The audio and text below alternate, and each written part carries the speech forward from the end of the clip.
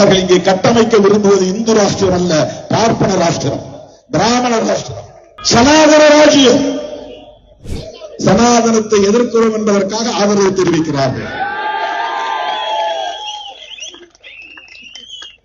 எந்த பார்ப்பனராவது, நான் கேட்கிற ஒரே ஒரு பார்ப்பனர் தன்னுடைய பிள்ளைக்கோ பேர பிள்ளைக்கோ முருகன் என்று பெயர் வைத்திருக்கிறானா? கொண்டு வந்த நிறுத்த மேடையில் ஆக முருகன் பெயரை ஸ்கந்தன் என்றும் சுப்பிரமணியம் என்றும் மாற்றியவர்கள் யார்? அவன் எப்படி உரிமை கொண்டாட முடியும்? முதலில் முருகன் பெயரை சொல்லுகிற தகுதியே எச் ராஜாவுக்கு இல்லை. நீ யார்? உன் பின்னணி என்ன? உனக்கு எந்த வகையிலே இந்த கடவுள் உறவாகி இருக்க முடியும்? நாங்கள் மத நல்லிணக்கத்தை விரும்புகிறோம், சமூக நல்லிணக்கத்தை விரும்புகிறோம். சிறுபான்மை மக்கள் என்று நீங்கள் சொல்லக்கூடிய யாரும் அந்நிய நாட்டை சார்ந்தவர்கள் இல்லை. அவர்கள் எங்கள் சொந்தங்கள், எமது குருவி வழி சொந்தங்கள். அதனால ராஜா அவர்களே, திருப்பரங்குன்றத்தை உங்களால் அயோத்தியாக மாற்ற முடியாது எழுதி வைத்திருக்கிறோம்.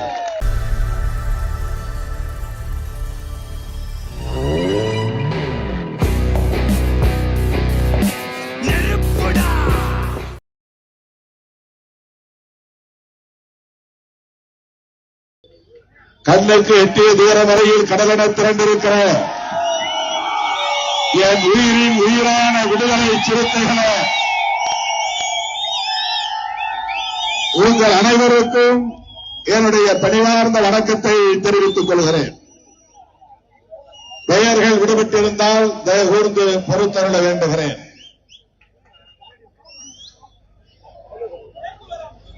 4 மணிக்கு நாம் இந்த ஆர்ப்பாட்டத்தை தொடங்கி 6 மணிக்கு நிறைவு செய்ய வேண்டும் என்று எண்ணினோம்.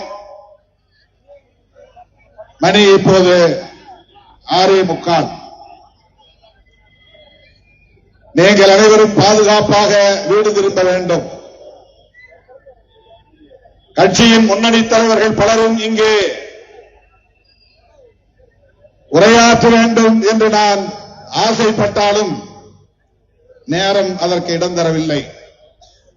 எனவே மூத்த தோழர்கள், முன்னணி பொறுப்பாளர்கள்,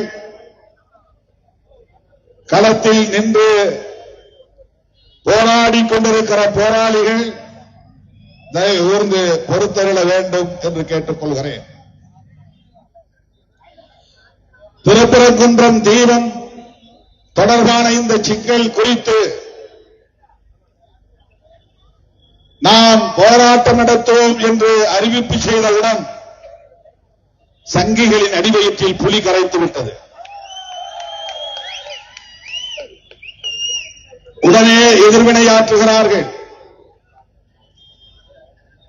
மனம்போட போக்கில் எனக்கு எதிரான அவதூறுகளை அள்ளி இறைக்கிறார்கள்.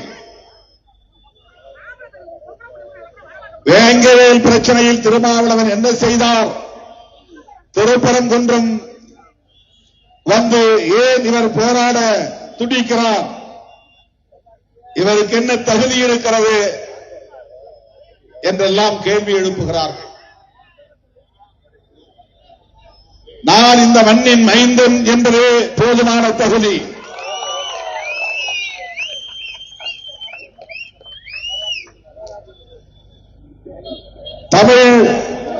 தமிழ் மண், தமிழ் மக்கள் என்கிற அடிப்படையிலே 40 ஆண்டு காலமாக இந்த களத்தில் நின்று போராடக்கூடியவன் என்பதே எனக்கான தகுதி. பொதுவாழ்வில் அடியெடுத்து வைத்த நாளில் இருந்து புரட்சியாளர் அம்பேத்கர், தந்தை பெரியார், மாமேதை மார்க்ஸ் ஆகியோரின் கருத்துக்களை உள்வாங்கியவன் என்கிற முறையில் சமூக நீதிக்காக குரல் கொடுப்பவன் என்கிற ஒன்றே எனக்கான தகுதி. மதத்தின் பெயரால், சாதியின் பெயரால் மக்களை பிளவுபடுத்தக் கூடாது. சகோதரத்துவம் இந்த மண்ணில் தழைத்தோங்க வேண்டும். சமூக நல்லிணக்கம் இங்கே பெருக வேண்டும், மேலோங்க வேண்டும் என்கிற அடிப்படையில் தொடர்ந்து வாதாடி கொண்டிருப்பவன், போராடி கொண்டிருப்பவன் என்பதே எனக்கான தகுதி. திருப்பரங்குன்றம் அமைதியாக இருக்கக்கூடிய ஒரு பகுதி, முருகப்பெருமானுக்குரிய வழிபாட்டு தலம். அதிலே யாருக்கு மாற்று கருத்து இல்லை. சில மாதங்களுக்கு முன்பு நான் மதுரைக்கு வந்திருந்த போது திருப்பரங்குன்றம் மலைக்கு திருப்பரங்குன்றம் திருமுருகன் கோயிலுக்கு நான் சென்றேன். இது முதல் முறை அல்ல, ஏற்கனவே நான் அந்த கோயிலுக்கு போயிருக்கிறேன். 1990களின் தொடக்கத்தில் மதுரையிலே நான் தடய அறிவியல் துறையிலே பணியாற்றிய காலத்தில் எப்போதாவது கோயிலுக்கு போகிற வாய்ப்பு உண்டு. மீனாட்சி அம்மன் கோயிலுக்கும் போயிருக்கிறேன், திருப்பரங்குன்றம் முருகன் கோயிலுக்கும் போயிருக்கிறேன், அழகர்மலை கோயிலுக்கும் போயிருக்கிறேன். கோவிலுக்குள்ளே பொதுமக்களோடு ஒருவனாக நின்று நான் முருகனை தரிசித்துவிட்டு வருகிற போது சில தோழர்கள் அங்கே பணியாற்றக்கூடிய பணியாளர்கள் ஓடி வந்து என்னோடு படமெடுக்க விரும்பிய போது நான் என் நெற்றியில் பூசி இருந்த விபூதியை துடைத்தேன் என்பதை வைத்துக் கொண்டு இங்கே அரசியல் செய்தார்கள். விபூதியை பூசினேன் என்பது அவர்களுக்கு பிரச்சனை இல்லை, விபூதியை அழித்தேன் என்பதுதான் பிரச்சனை. எத்தனையோ நோன்பு நிகழ்ச்சிகளில் தோழர்கள் வந்து ஆர்வத்தோடு வந்து என் தலையிலே தொப்பியை அணிவார்கள். சில நிமிடங்கள் கழித்து நான் தொப்பியை கழற்றி விடுவேன். அப்படி தொப்பியை கழற்றியதால் அவர்களின் உணர்வை நான் அவமதித்ததாக பொருளில்லை. அவர்களின் உணர்வை மதிக்கிறேன். அதனால் என் தலையில் அவர்கள் தொப்பியை சூட்டுகிற போது மகிழ்ச்சியோடு ஏற்றுக்கொள்கிறேன், அவ்வளவுதான். ஆனால் அதையே நான் நாள் முழுவதும் வைத்திருக்க முடியாது, அல்லது கழட்டாமலும் இருக்க முடியாது. அப்படி நெற்றியிலே பூசுகிற விபூதி அது ஒரு மரபு, அது அந்த அவைக்கான மரபு. ஒரு கோவிலுக்கு சென்றால் விபூதியை தருவார்கள், பூசிக்கொள்ள வேண்டும். அம்மன் கோவிலாக இருந்தால் குங்குமம் தருவார்கள், இட்டுக் கொள்ள வேண்டும். அதுதான் அவர்களுக்கு நாம் தருகிற மதிப்பு, அவர்களின் உணர்வுகளுக்கு தருகிற மரியாதை. வீட்டுக்கு திரும்புகிற போது கூட அம்மா கற்பூரம் ஏற்றி திருஷ்டி போக்குவதாக எண்ணி தலை மீது சுற்றி திருநீறு பூசுவார், வேண்டாம் என்று மறுத்ததில்லை. ஆனால் அம்மா பூசிய திருநீர் என்பதற்காக அப்படியே வைத்திருக்க வேண்டியதில்லை. உடனே அழிக்கிறோம் என்பதற்காக அம்மாவை அவமதித்தோம் என்றும் பொருள் இல்லை. ஆனால் அவர்கள் அதை வைத்து அரசியல் செய்தார்கள். விபூதியை அழித்த திருமாவளவன் திருப்பரங்குன்றத்திற்கு ஏன் வருகிறார்? திருமுருகன் கோவிலுக்குள் போன திருமாவளவன் விபூதியை ஏற்றுக்கொண்டார் என்பதை ஏன் உன்னால் ஏற்றுக்கொள்ள முடியவில்லை? இதுதான் அவர்களின் அரசியல். எதை வைத்து அரசியல் செய்யலாம்? நமக்கு எதிரான அவதூறுகளை பரப்பலாம், சமூக பதற்றத்தை உருவாக்கலாம், அதன் மூலம் அரசியல் ஆதாயம் தேடலாம் என்பதுதான் அந்த கும்பலின் நோக்கம். அவர்கள் யார் என்பதை நாம் புரிந்து கொள்ள வேண்டும். மதுரையில் எத்தனையோ பிரச்சனைகள் உண்டு, தமிழ்நாட்டில் எத்தனையோ பிரச்சனைகள், போராட வேண்டிய பிரச்சனைகள், வாதாட வேண்டிய பிரச்சனைகள் உள்ளன. ஏன் திமுக அரசை எதிர்த்து போராடுவதற்கு எத்தனையோ பல பிரச்சனைகள் இருக்கின்றன. இந்தியா முழுவதும் பல பிரச்சனைகள் இருக்கின்றன. இந்து சமூகத்தை சார்ந்த ஒடுக்கப்பட்ட மக்களுக்கு இழைக்கப்படுகிற கொடுமைகள் என்றாவது ஒரு நாள் பாரதிய ஜனதா கட்சியை சார்ந்தவர்களோ, RSS அமைப்பை சார்ந்தவர்களோ, இந்து மக்கள் கட்சியை சார்ந்தவர்களோ, இந்து முன்னணி அமைப்பை சார்ந்தவர்களோ, அனுமன் சேனா அமைப்பை சார்ந்தவர்களோ இந்த எளிய மக்களுக்காக போராடி சான்றுகள் உண்டா? வீட்டுமனை பட்டா கேட்டு போராடி இருக்கிறார்களா? இங்கே வந்து அமர்ந்ததும் தோழர்கள் மனு கொடுத்தார்கள். இங்க பக்கத்திலே ஒரு சின்ன கிராமம் உசுரம்பட்டி இருக்கிறது. அந்த கிராமத்தை சார்ந்த பொதுமக்கள், எங்களுக்கு மனைப்பட்டா இல்லை, அளந்து விடாமல் இழுத்தடிக்கிறார்கள் அதிகாரிகள். மனைப்பட்டா கேட்டு மனு போடுகிற அவலம் இந்த மண்ணில் தொடர்ந்து காலம் காலமாய் நீடித்து வருகிறது. அவர்கள் எல்லோரும் உங்கள் பார்வையில் இந்துக்கள் தானே. அந்த மக்களுக்கு மனுப்பட்டா வேண்டும், மனைப்பட்டா வேண்டும் என்று என்றாவது ஒரு நாள் போராடியதுண்டா? 1977 எம்ஜிஆர் முதல்வராக முதலமைச்சர் பொறுப்பை ஏற்றபோது மதுரையிலே மருத்துவமனையில் பணியாற்றக்கூடியவர்களுக்கும் இதர துப்புரவு தொழிலாளர்களுக்கும் வண்டியூர் பக்கத்திலே நிலம் கொடுத்தார்.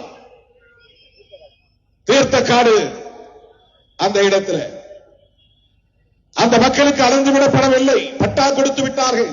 வெறும் சான்றிதழ் மட்டும்தான், நிலம் அடையாளம் காட்டப்படவில்லை, அளந்து கொடுக்கப்படவில்லை. அந்த மக்கள் அங்கே குடியேற முடியவில்லை. அந்த வட்டாரத்தை சார்ந்த சாதியவாதிகள் அது தலித்துகளுக்காக, குறிப்பாக துப்புரவு பணியாளர்களாக ஒதுக்கப்பட்ட இடம் என்று தெரிந்து ஆக்கிரமித்து வீடு கட்டிக் கொண்டார்கள், காரை வீடு கட்டிக் கொண்டார்கள். ஒட்டுமொத்த நிலைமை ஆக்கிரமிப்புக்குள்ளாகிவிட்டது.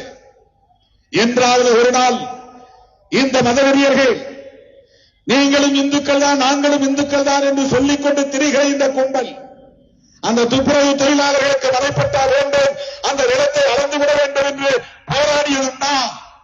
மாவட்ட ஆட்சித்தலைவரை சந்தித்ததுண்டா? அந்த மக்களை அழைத்துக் கொண்டு போய் எங்காவது ஒரு இடத்தில் அதிகாரிகளை சந்தித்து முறையிட்டதுண்டா? திருமாவளவன் 90களின் தொடக்கத்தில் இந்த மக்களை திரட்டி போராடினார். முதலாக இந்த மண்ணிலே நான் வந்து காலடி வைத்த போது என்னை சந்தித்தவர்களும் அவர்களும் ஒருவர் அந்த கிராமத்தை சார்ந்தவர்களும். இத்தனை ஆண்டுகளாக அவர்களுக்கு மனைப்பட்டு அளந்து விடப்படவில்லை. அப்போது இருந்த மாவட்ட ஆட்சித்தலைவரை பார்த்தோம், அவரால் ஒன்றும் செய்ய முடியவில்லை. அடுத்த ஒரு மாவட்ட ஆட்சித்தலைவர் வந்தார், அவரை சந்தித்தோம், அவரால் ஒன்றும் செய்ய முடியவில்லை. நீதிமன்றத்திற்கு போனோம், உயர் நீதிமன்றத்தில் போய் நான் அலைந்து திரிந்து வழக்குரைஞர்களை பல பேரை சந்தித்து முறையிட்டோம். நீதிமன்றத்திலும் வாதாடி இவர்களுக்கு ஆதரவாக தீர்ப்பு வாங்கி வந்தோம். அந்த தீர்ப்பையும் எந்த அதிகாரியும் நடைமுறைப்படுத்தவில்லை. ஏறத்தாழ 25-30 ஆண்டுகள் போராட்டத்திற்கு பிறகுதான் அண்மையிலே அவர்களுக்கு அந்த இடத்தை அளந்து கொடுக்க நேர்ந்தது.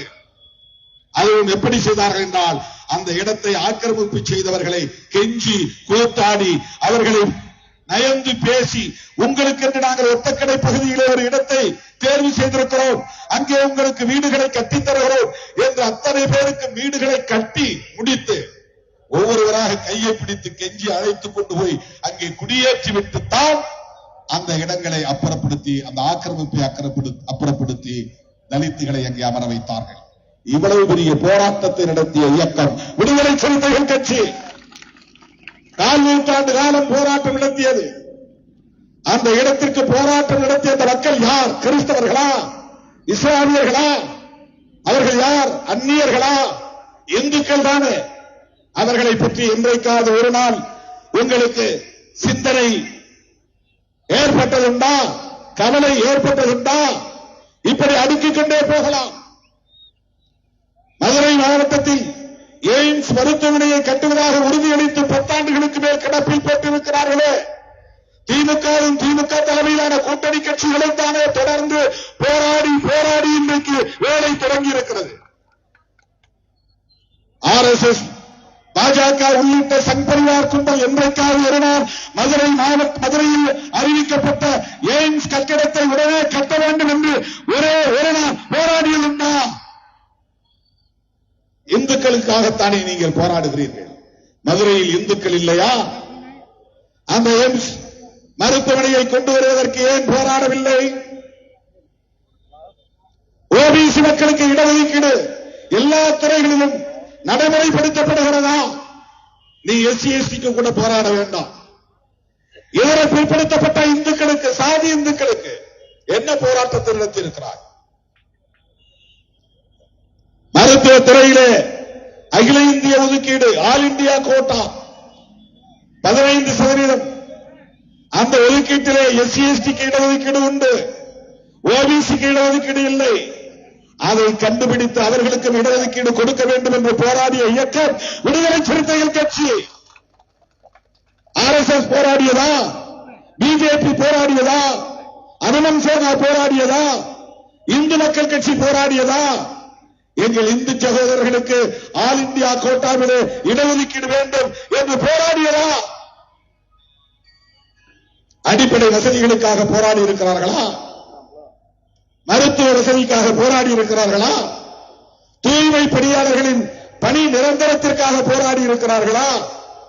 செவிலியர்களின் போராடி கொண்டிருக்கிறார்களே, அந்த செவிலியர்களுக்காக போராடி இருக்கிறார்களா? அரசு ஊழியர்கள் பழைய ஓய்வூதிய முறையை நடைமுறைப்படுத்த வேண்டும் என்று திமுக அரசுக்கு எதிராக தொடர்ந்து குரல் கொடுத்து வருகிறார்களே, இது எவ்வளவு பெரிய வாய்ப்பு பிஜேபிக்கு. திமுகவை எதிர்க்கிறவர்கள் நீங்கள் தானே. நாங்கள் கூட்டணியில் இருக்கிறோம், ஆனால் நாங்கள் பேசுகிறோம். திமுகவை எதிர்த்து பேசுகிறோம், திமுக அரசை எதிர்த்து பேசுகிறோம். ஓய்வூதிய முறையில் பழைய முறையை நடைமுறைப்படுத்துங்கள் என்று நாங்கள் சொல்லுகிறோம். வெட்கம் கெட்டவர்களே, என்றைக்காவது நீங்கள் அதை பற்றி பேசியிருக்கிறீர்களா? ஓய்வூதியத்தை பழைய முறைப்படி கொண்டு வர வேண்டும், இதுதான் அரசு ஊழியர்களின் கோரிக்கை, ஆசிரியர் பெருமக்களின் கோரிக்கை. போராடி இருக்கிறீர்களா? அரசு துறைகளை எல்லாம் தனியார்மயப்படுத்துகிறது மோடி அரசு. இந்த தேசத்தை ஒட்டுமொத்தமாக அதானிக்கும் அம்பானிக்கும் விற்றுக் கொண்டிருக்கிறது. இந்திரா காந்தி அம்மையார் பிரதமரான போது தனியார் வங்கிகளை எல்லாம் தேசியமயமாக்கினார். நேஷனலைசேஷன். தனியார் நடத்திய வங்கிகளை எல்லாம் பேங்க் 14 வங்கிகளை தேசியமயமாக்கினார். இதெல்லாம் நாட்டுடைமையாக்கினார்.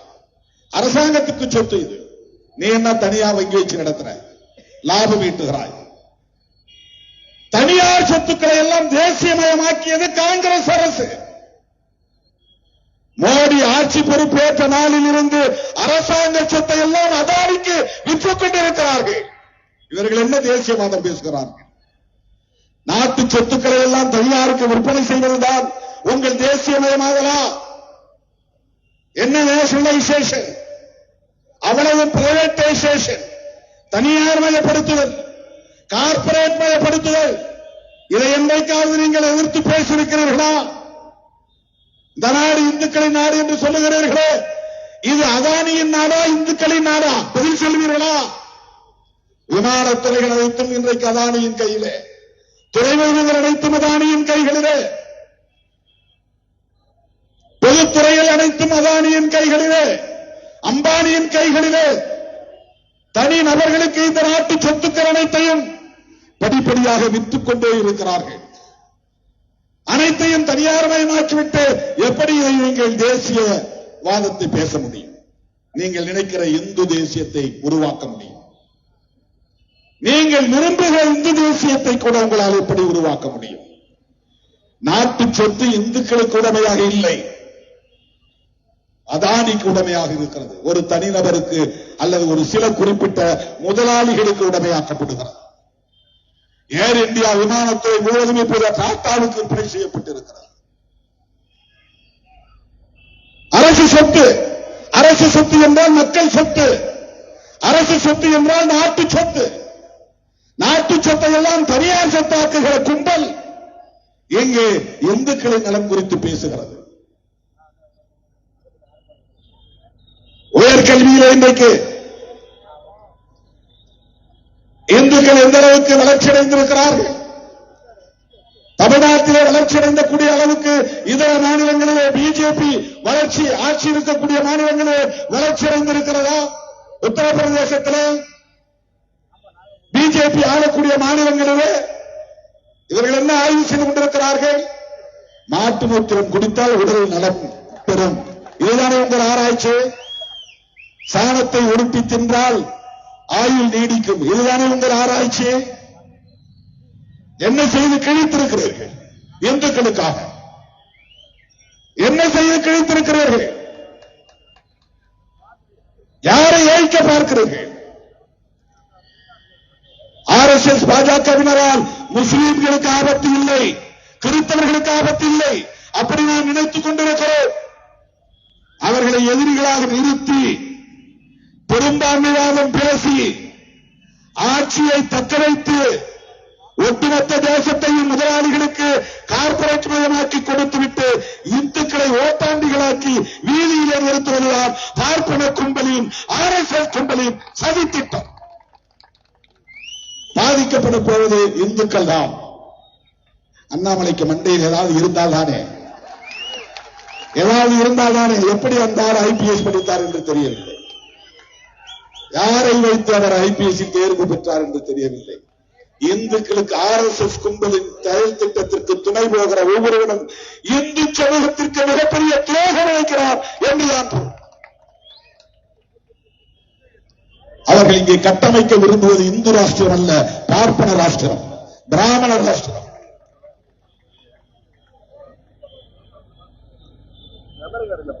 சனாதன ராஜ்யம். அதற்கு என்ன பொருள்? வர்ணாசிரம தர்மம் தான் இங்கே ஆட்சி நிர்வாக முறையாக இருக்க வேண்டும் என்பதுதான் பொருள். வர்ணாசிரம முறையில் நீ யார்? அண்ணாமலை யார்? நயினார் நாகேந்திரன் யார்? எச் ராஜா அந்த கும்பல் வகையராவை சார்ந்தவர். அவருக்கு பிரச்சனை இல்லை. ராஜா பேசுவதே அர்த்தம் இருக்கிறது. அண்ணாமலை பேசுவதே என்ன பொருள் இருக்கிறது? நயினார் நாகேந்திரன் பேசுவதே என்ன பொருள் இருக்கிறது? யோசித்து பார்க்க வேண்டாமா? நீங்கள் யாருக்கு எதிராக நிற்கிறீர்கள் என்று. முருகனை போயவன் ஸ்கந்தன் என்கிறான், சுப்பிரமணியன் என்கிறான்.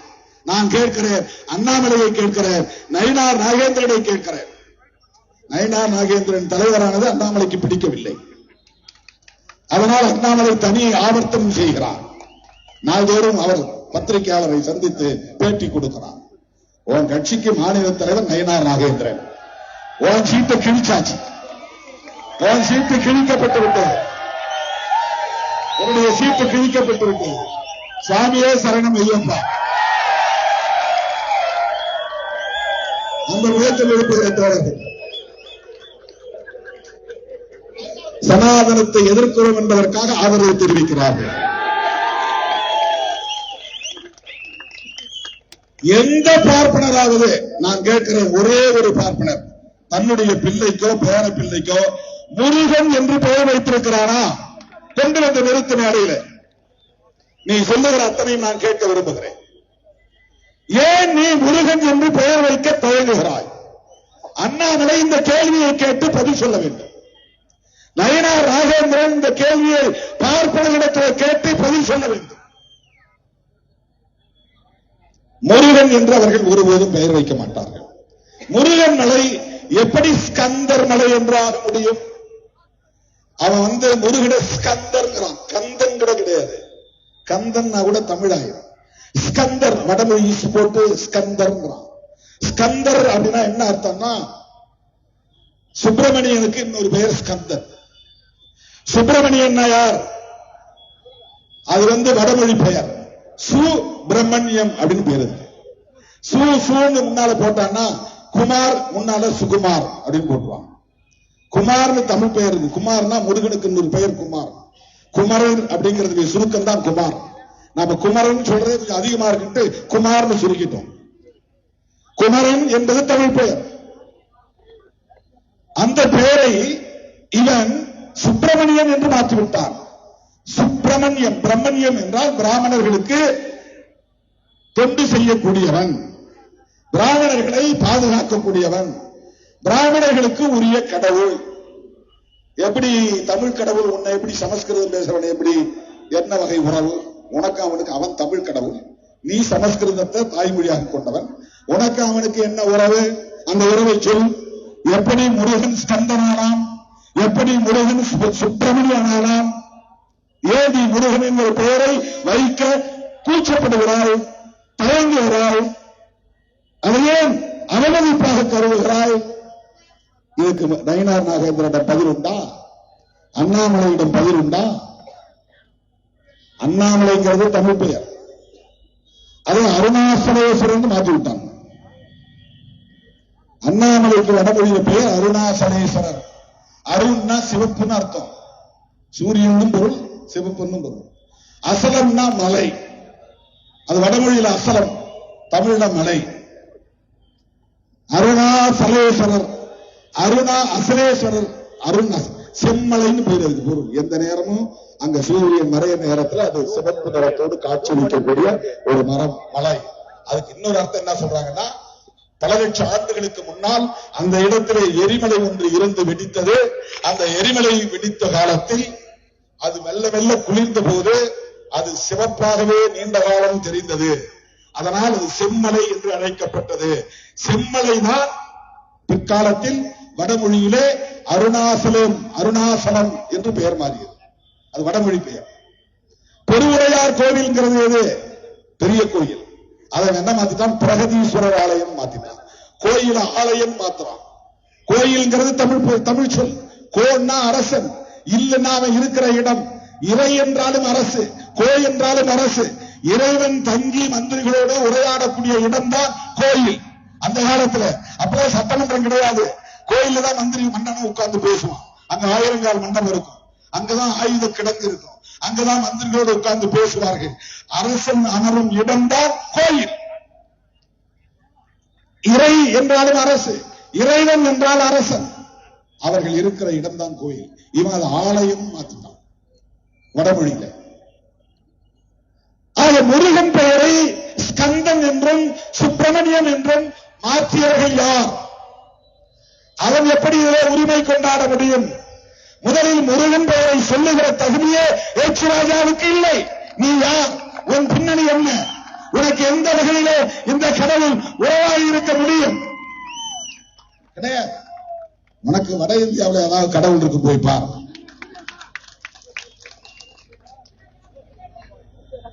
அவர் ஏதோ மகாராஷ்டிராவில இருந்து வந்தாருன்னு சொல்றாங்க. என்ன ஊருக்கு தெரியல. ஒடிசாவா மகாராஷ்டிரா பீகார். அங்க அவருக்கு கடவுள் இருக்கலாம். இங்க வந்து அவர் தமிழ் உணர்வு பொங்கி வழிகிறது. இங்க இருக்கக்கூடிய தமிழர்கள் போல மீசையெல்லாம் வச்சு பாக்குறார். அது பிறப்பில் அவருக்கு வாய்க்கவில்லை. அதனால் சினிமாவில் வைத்து பார்க்கலாம் என்று ஆசைப்படுகிறார். கொஞ்ச நேரம் அப்படி வச்சு பார்க்கிறார். தமிழ் மக்களை ஏமாற்ற முயற்சிக்கிறாராம். இந்தியாவிலேயே தனித்துவத்தோடு இயங்குகிற மாநிலம் தமிழ்நாடு. நினைவிலே வைத்துக் கொள்ளுங்கள். பீகாரிலே உங்கள் ஆட்டம் விடுபடலாம். உத்தரப்பிரதேசத்திலே உங்கள் ஜம்பம் பலிக்கலாம். ஏன் கர்நாடகாவில் கூட நீங்கள் விரும்பியதை செய்ய முடியலாம். தமிழ்நாட்டில் உங்கள் ஜம்பம் பலிக்காது எழுதி வைத்துக் கொள்ளுங்கள். இந்த இடத்தில் இன்று பேசியதாக இங்கே ராஞ்சிநாதன் சொன்னார். நீதிமன்றம் நிபந்தனைகள் விதித்த நிலையிலும் கூட, யாரையும் எதிர்த்து பேசக்கூடாது என்று நிபந்தனைகள் விதித்த நிலையிலும் கூட திருப்பரங்குன்றம் அயோத்தியாக மாறும். அதுக்கு என்ன பொருள்? யாரை மிரட்டுகிறீர்கள்? அயோத்தியிலே பாபர் மசூதியை இடித்ததை போல் இங்கே சிக்கந்தர் தர்காவை இடிப்போம். அதுதான் அதற்கு பொருள். தர்காவை இடமாற்றி வைத்துக் கொள்ளுங்கள், இல்லை என்றால் இடித்து தகர்ப்போம். அதுதானே அதற்கு பொருள். சிறுத்தைகள் இருக்கிற வரையில் அதற்கு ஒருபோதும் இங்கே இடம் கொடுக்க மாட்டோம். நினைவில் வைத்துக் கொள்ளுங்கள். ஏதோ மேடைக்கு பேசுகிறேன் என்று எண்ணாதீர்கள். நாங்கள் ஓட்டு கொடுக்கிறதுக்காக பொது வாழ்க்கைக்கு வந்தவர்கள் இல்லை. எழுதி வைத்துக் கொள்ளுங்கள். அவங்க என்ன நினைப்பாங்க, இவங்க என்ன நினைப்பாங்க, நமக்கு ஓட்டு வருமா வராதா, இப்படி பேசினா திமுக நம்மளை கூட்டணியில வச்சுக்குமா வச்சுக்காதா, ஐ டோன்ட் கேர். அதை பற்றி நான் கவலைப்பட்டதில்லை, கவலைப்படக்கூடியவனும் இல்லை. அதற்காக ஒருபோது நாங்கள் கவலைப்பட்டதே இல்லை, தயங்கியதே இல்லை. நாளைக்கே திருமாவளவனை கூட வச்சிருக்கிறது பிரச்சனை வரும் அப்படின்னு திமுக நினைச்சா கூட நாங்க அதை பத்தி கவலைப்படலாம்.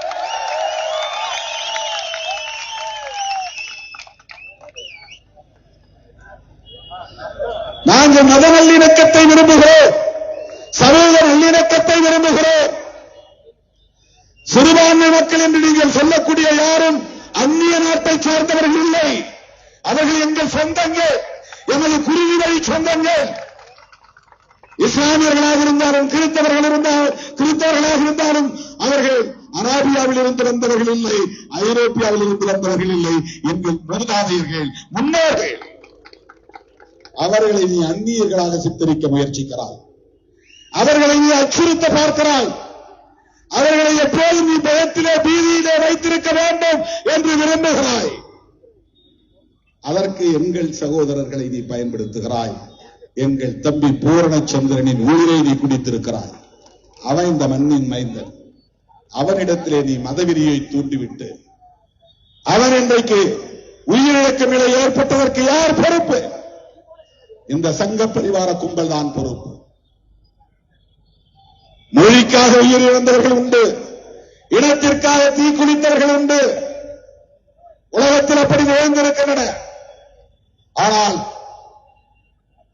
மதவெறியை தூண்டி இந்திய மண்ணில் இன்றைக்கு அதுவும் தமிழ் மண்ணில் இப்படி ஒரு உயிர் பலியை கொடுத்து அதை வைத்து அரசியல் செய்ய பார்த்தார்கள். நல்ல வேளை பூரணச்சந்திரனின் குடும்பம் விழிப்பாக இருந்தது.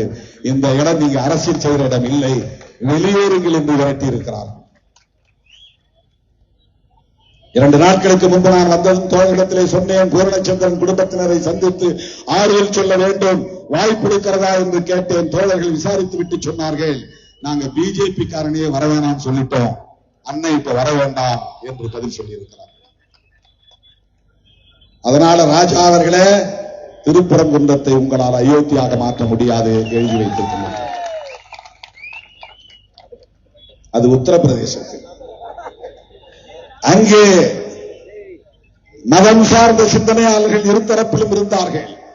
இங்கே மத சார்பற்ற சக்திகள் பெரும்பான்மையாக இருக்கிறோம், ஜனநாயக சக்திகள் பெரும்பான்மையாக இருக்கிறோம். ஒரு புறம் இஸ்லாமியர்கள் இருக்கலாம், இன்னொரு புறம் இந்துக்கள் இருக்கலாம், அந்த மத நம்பிக்கை உள்ளவர்கள் இருதரப்பிலும் இருக்கலாம். அதை தாண்டி மத சார்பற்ற சக்திகளாக இங்கே நாங்கள் பெரும்பான்மையாக இருக்கிறோம். இருதரப்பாரையும் நாங்கள் மதிக்கக்கூடியவர்கள், இருதரப்பாரின் உணர்வையும் நாங்கள் மதிக்கக்கூடியவர்கள். எங்களுக்கு அதில் நம்பிக்கை இல்லாமல் இருக்கலாம், ஆனால் என் மக்கள் கொண்டிருக்கிற நம்பிக்கையில் எங்களுக்கு ஒரு மரியாதை இருக்கிறது. அந்த மதிப்பை நாங்கள் தருகிறோம். எங்களுக்கு இந்துக்களும் பகைவர்கள் இல்லை, இஸ்லாமியர்களும் எங்களுக்கு பகைவர்கள் இல்லை. உங்களை போல யாருக்கு எதிராகவும் நாங்கள் வெறுப்பு அரசியலை பேசவில்லை. நாங்கள் உங்களை விமர்சிக்கிறோம். பிஜேபிக்கு எதிராகவும் நாங்கள் வெறுப்பை உணரவில்லை, வெறுப்பை கக்கவில்லை. நீங்கள் செய்கிற சதிகார அரசியலை அம்பலப்படுத்துகிறோம். இந்துக்களை ஏமாற்றுகிற முயற்சியை முறியடிக்கிறோம். சங் பரிவார்களின் திட்டத்தை தோலுரித்து காட்டுகிறோம்.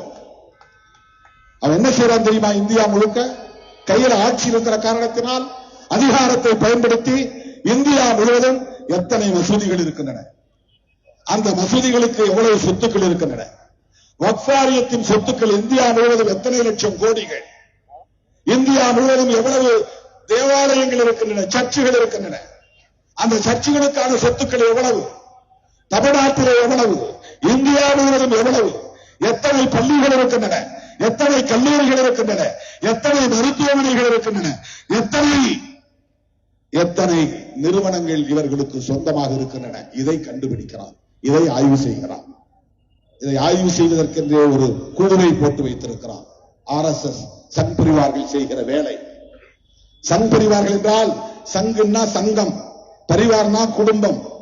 RSS என்கிற குடும்பத்தை சார்ந்த அமைப்புகள் வேற வேற பேர்ல இருப்பான், புதுசு புதுசா உருவாக்கிக்குவான், ஆனா ஒரே விஷயத்துக்காக குரல் கொடுப்பான்.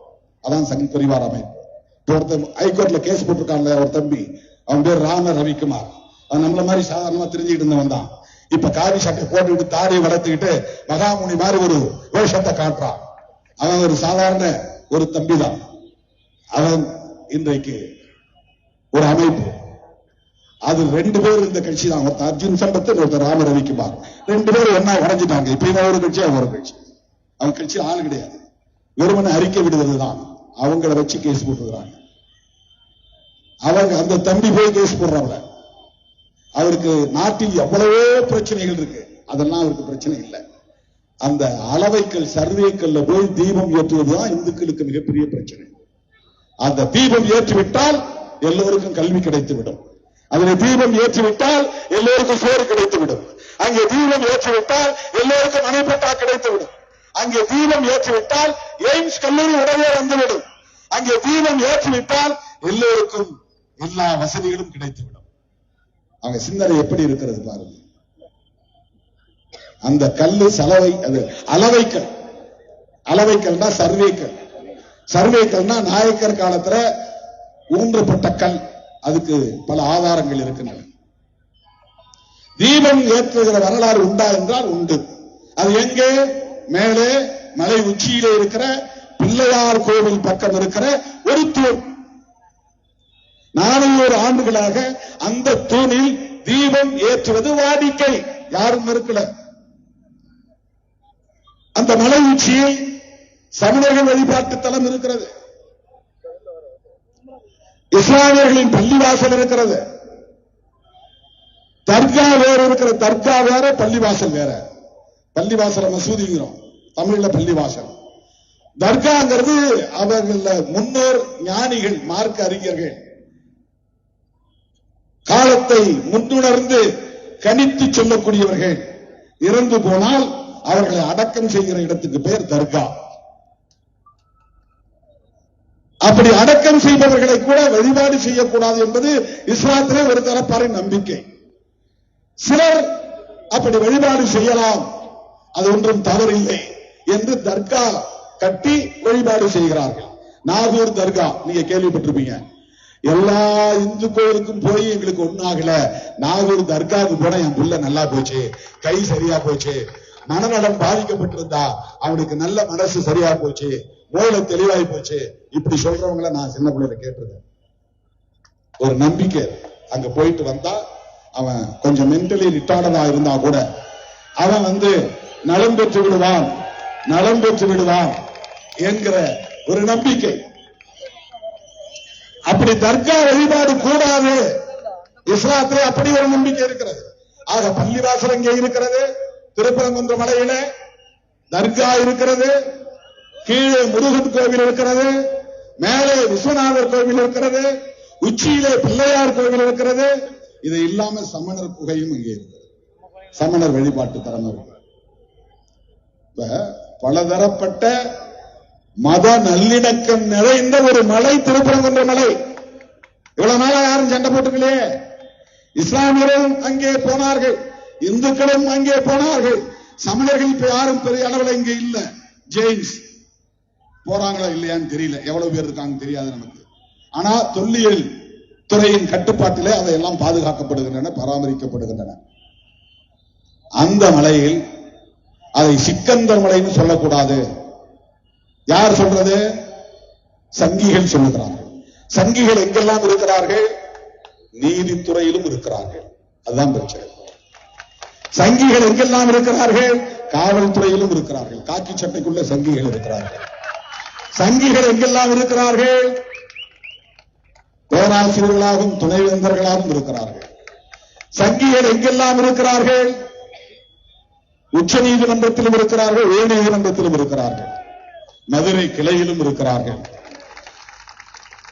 அதுவும் முருகன் பெயரையே வைத்திருக்கிறார்கள். சுவாமிநாதன் முருகன் தான் பேர். முருகனுடைய இன்னொரு பெயர் கும்பகோணம் பக்கத்தில் சுவாமி மலைன்னு வருது, அது முருகன் வழிபாட்டு தலம் தான். நாதன் அப்படின்னா தலைவன் அப்படின்னு பொருள், வேற ஒண்ணும் கிடையாது. அது வடமொழியில அது என்ன சுருக்கமா நாத் அப்படின்றாங்க.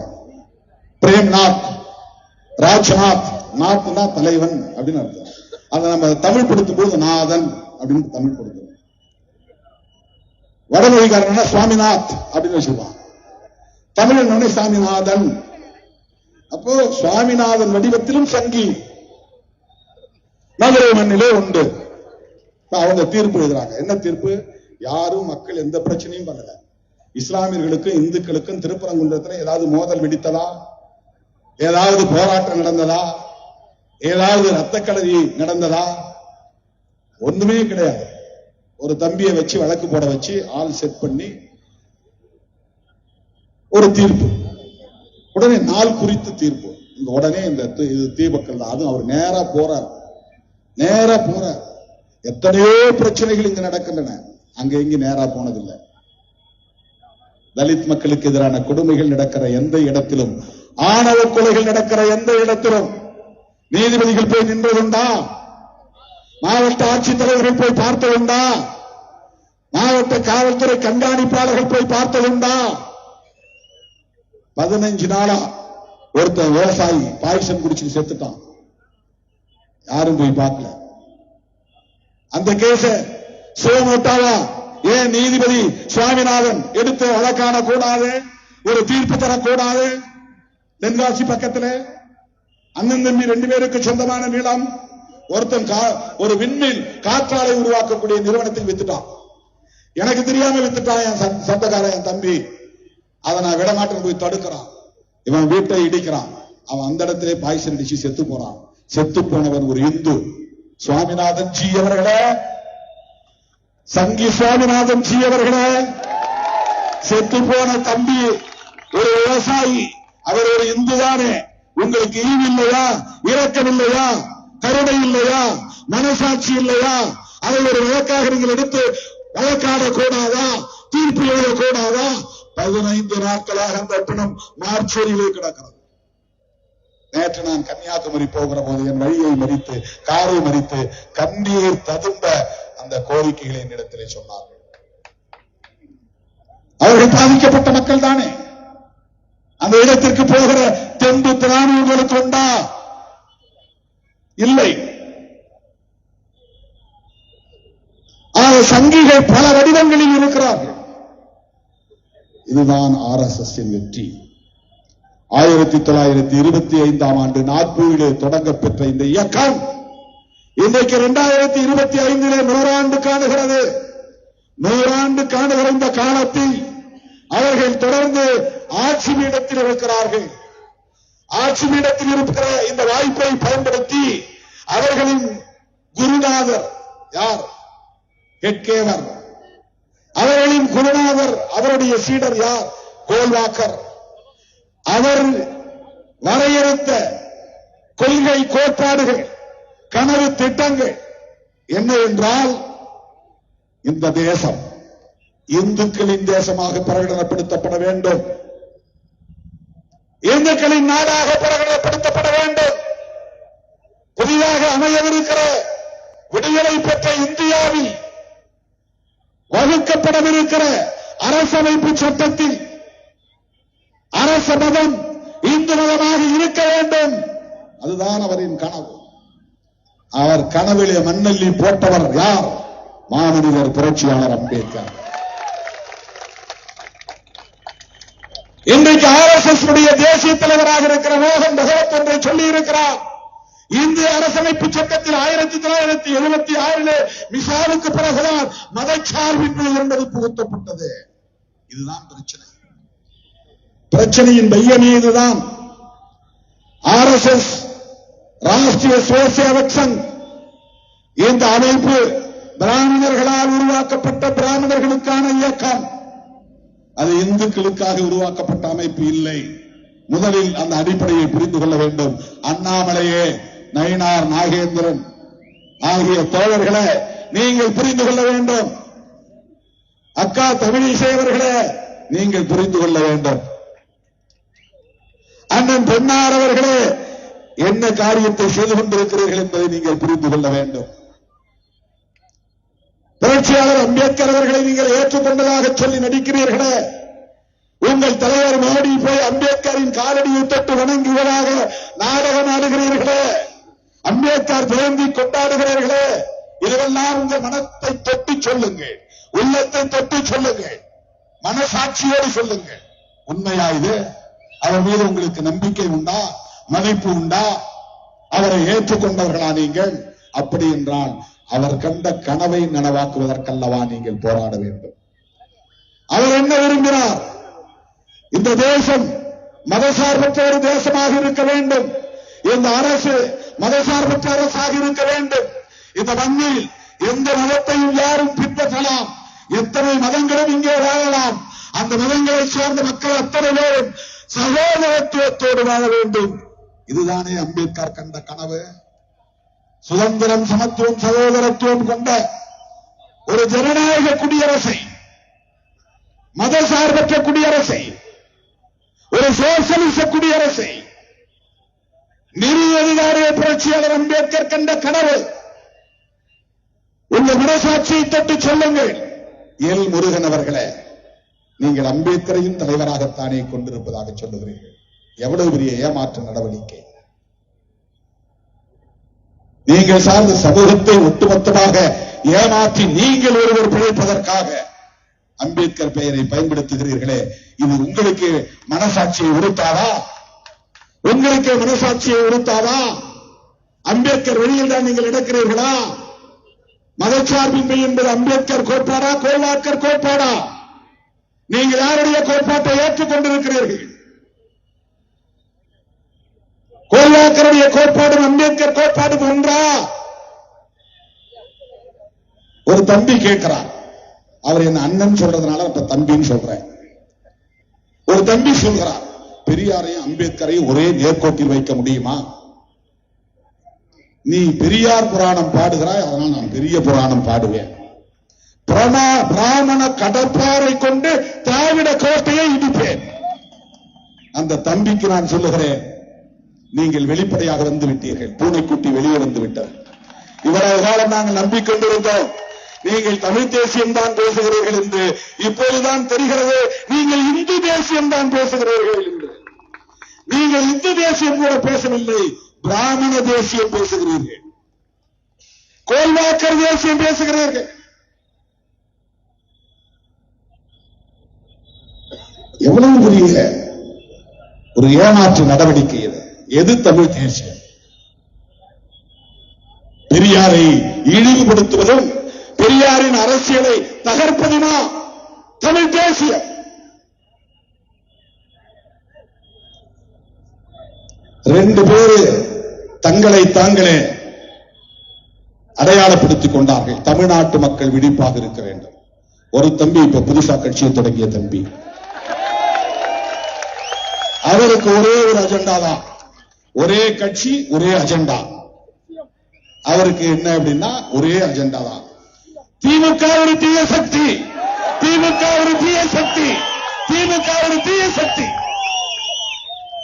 நீங்க திமுகவை திட்டத்தை பத்தி எங்களுக்கு ஒன்றும் கவலை இல்லை, எங்களுக்கு அதுல ஒன்றும் பிரச்சனை கிடையாது. நீங்க யார் என்பது தெரிந்து விட்டது. நீங்கள் தமிழுக்காகவும் தமிழ்நாட்டு மக்களுக்காகவும் தமிழ் மண்ணுக்காகவும் போராடுவதற்காக கட்சி தொடங்கவில்லை. திமுகவை வீழ்த்த நினைக்கிற RSSக்காக நீங்கள் கட்சி தொடங்கியிருக்கிறது. அது அவங்க அஜெண்டா. திமுக தன்னை தற்காத்துக் கொள்ள போராடும், அது வேறு. திமுகவை அழிக்க முடிந்தால் அழித்துக் கொள்ளுங்கள், அதற்கு எங்களுக்கும் சம்பந்தம் இல்லை. நாங்கள் ஒருபோதும் அதற்காக வாதாட வரமாட்டோம். எங்களுக்கு அதில் பிரச்சனை கிடையாது.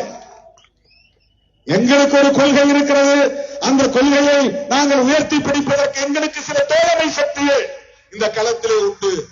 நாங்கள் பேசுகிற அரசியலை திமுகவும் பேசுகிறது, அதிலே உறுதியாக இருக்கிறது என்பதால் நாங்கள் அவர்களோடு கைகோர்த்து நிற்கிறோம், அவ்வளவுதான். நீ திமுகவை வீழ்த்துவதற்காக மட்டும் போராடவில்லை, பெரியார் அம்பேத்கர் பேசிய அரசியலையும் சேர்த்து வீழ்த்துவதற்காக போராடி கொண்டிருக்கிறார்கள். தம்பி சீமானும் தம்பி விஜயும் இன்றைக்கு RSS பெற்றெடுத்த பிள்ளைகள் என்பது அம்பலமாகிவிட்டது. பாஜகவின் பிள்ளைகள் என்பது அம்பலமாகிவிட்டது. பிரபாகரன் பெயரை சொல்லி தமிழ்நாட்டு மக்களை ஏமாற்றி விடலாம் என்று கணக்கு போட வேண்டாம், சொல்ல கடமைப்பட்டிருக்கிறோம். திமுககாரர்கள் பேசாமல் இருக்கலாம், திமுக காரர்கள் வாய்மூடி மௌனித்திருக்கலாம், திருமாவளவனால் அப்படி இருக்க முடியாது. திமுகவும் திகாவும் அமைதியாக இருக்கலாம், அதற்கு பல காரணங்கள் இருக்கலாம். நாங்கள் உயர்த்தி பிடிக்கிற அரசியல் திராவிடம் என்கிற சமூக நீதி அரசியல், அது திமுகவுக்கு சொந்தமானது அல்ல, அது திராவிட கழகத்திற்கு மட்டும் சொந்தமானதல்ல. எனது பாட்டன் அயோத்திதாச பண்டிதர் முன்மொழிந்த அரசியல், ஆரியத்திற்கு எதிரான அரசியல், பார்ப்பனியத்திற்கு எதிரான அரசியல், புரட்சியாளர் அம்பேத்கர் உயர்த்தி பிடித்த அரசியல். என்ன கத்தி பேசிவிட்டால் அது நியாயமாகிவிடுமா? உறக்க பேசிவிட்டால் நியாயமாகிவிடுமா? தமிழ் தேசிய கடப்பாறை கொண்டு திமுக கோட்டையை இடிப்போம் என்று சொன்னால் கூட அதில் ஒரு பொருள் இருக்கிறது. அல்லது தமிழ் தேசிய கடப்பாறை கொண்டு திராவிட தேசியத்தை இடிப்போம் என்று சொன்னாலும் அதில் ஒரு பொருள் இருக்கிறது. நீ பிராமண கடப்பாறையை கொண்டு இடிப்போம் என்றால் நீ யாருடைய கையா? யாருடைய கையால் எப்படியோ எல்லாம் நாங்கள் வேடிக்கை பார்க்க முடியும்? தமிழ்நாட்டு மக்களை ஏமாற்றி விடலாம் என்று கணக்கு போகிறீர்களா? நாங்கள் கூட திமுக விமர்சித்தவர்கள்தான். 1990களின் தொடக்கத்தில் திருமாவளவன் பேசிய பேச்சை எடுத்து பாருங்கள். பனைகள் பூங்கா அருகே நான் பேசிய பேச்சை கேட்டுவிட்டு அன்றைய திராவிட முன்னேற்ற கழக தலைவர் கலைஞர் கருணாநிதி அவர்கள் முரசொலியிலே எழுதினார். என்னை கிண்டல் அடித்து நக்கல் அடித்து புதிய மகாத்மா என்று போட்டு எழுதினார். நாங்களும் பேசியிருக்கிறோம். ஆனால் சங் பரிவார்களின் அரசியல் இங்கே தலை தூக்குகிற போது, RSS இங்கே வேறொன்று துடிக்கிற போது, பிஜேபி இங்கே ஆக்கிரமிப்பு செய்ய துடிக்கிற போது, நாங்கள் திராவிட முன்னேற்ற கழகத்தோடு இணைந்துதான் உங்களை வீழ்த்த முடியும். இதுதான் எங்கள் அரசியல். இதுதான் எங்கள் அரசியல். நாங்கள் பார்ப்பன சமூகத்திற்கு எதிரானவர்கள் இல்லை, பார்ப்பனியம் என்கிற அரசியலுக்கு எதிரானவர்கள். இதைத்தான் எல்லோரும் பேசினார், இதைத்தான் அவை பாட்டி பேசினார், இதைத்தான் மகாத்மா பூலே பேசினார், இதைத்தான் புரட்சியாளர் அம்பேத்கர் பேசினார், இதைத்தான் தந்தை பெரியார் பேசினார், அதைத்தான் திருமாவளவன் இன்றைக்கு பேசுகிறார். எங்களுக்கு எந்த நோக்கமும் கிடையாது. யாருக்காக நாங்கள் முட்டுக் கொடுக்க வேண்டிய அவசியம் இல்லை. யாருடைய தயவிலும் நாங்கள் வளரவில்லை. எங்கள் உழைப்பில், எங்கள் சாமர்த்தியத்தில், எங்கள் போராட்டத்தில், எங்கள் சொந்த காலை ஊன்றி எவ்வளவோ அவமானங்களுக்கு இடையிலே, அவமதிப்புகளுக்கு இடையிலே 30 ஆண்டுகள் தாக்கு பிடித்து நின்று ஒரு மாணவ கட்சியாக அங்கீகாரம் பெற்றிருக்கிறோம்.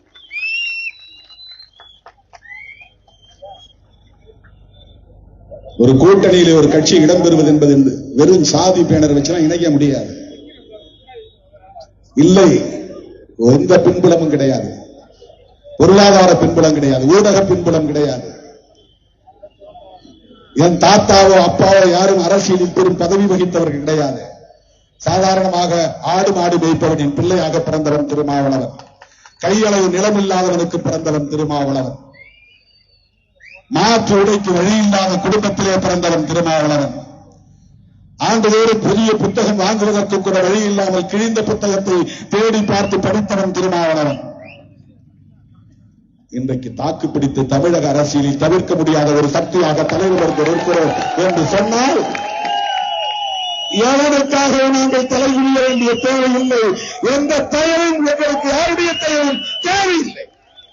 பணம் தான் பெருசினால் உங்களை மாதிரி எங்களாலும் போக முடியும், அவங்க கூட போக முடியும், அவங்களுக்காக பேச முடியும். அந்த கொள்கை புரட்சியாளர் அம்பேத்கர் அரசமைப்பு சட்டத்தின் முகப்புறையில் வைத்திருக்கிற அந்த கோட்பாட்டை பாதுகாக்க வேண்டும் என்பதற்காக போராடி கொண்டிருக்கிறோம்.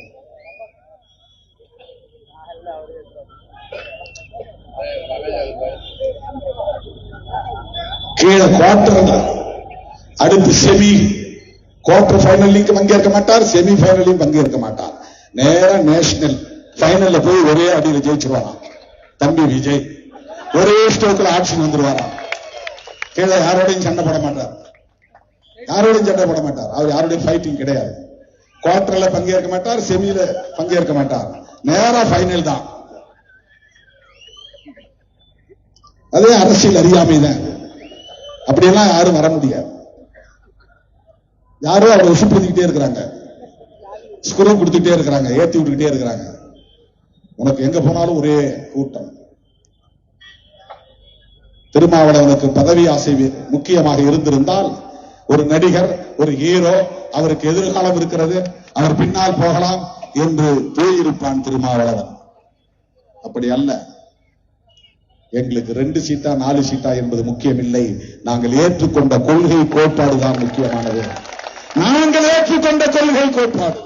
உனக்கு அதில் உடன்பாடு இல்லாமல் இருக்கலாம். அம்பேத்கரியம் நாங்கள் ஏற்றுக்கொண்ட கொள்கை. அதிலே முதன்மையானது மதச்சார்பின்மை. அந்த மதச்சார்பின்மைக்கு எதிரியார் RSS, மதச்சார்பின்மைக்கு எதிரியார் பிஜேபி, மதச்சார்பின்மைக்கு எதிரி யார்? சம்பரிவார்கள். மதச்சார்பின்மைக்கு எதிரி என்றால் அரசமைப்பு சட்டத்துக்கு எதிரி என்று பொருள். மதச்சார்பின்மைக்கு எதிரி என்றால் புரட்சியாளர் அம்பேத்கருக்கு எதிரி என்று பொருள். எனவே திருமாவளவன் எதிர்க்கிறார். எனவே திருமாவளவன் திருப்பரங்குன்றத்திற்கு வந்திருக்கிறார். இங்க தம்பிங்க வந்து முருகன் கையில் இருக்கிற வேலை கொடுத்தாங்க. உடனே நானும் முருகன் அப்படிங்கிற நினைப்புக்கு நான் போறவங்க ஆளு கிடையாது. எனக்கு வேல் கொடுத்துட்டதுனால அல்லது முருகன் அருள் கிடைச்சிடும் அப்படின்னு நான் நம்புறவங்க கிடையாது. தம்பிங்க மேல வச்சிருக்கிற மரியாதைக்கு கொண்டு வந்து கொடுக்கிறாங்க, அவ்வளவுதான். அது சமூக நீதி வேல், அது முருகன் வேல் இல்ல.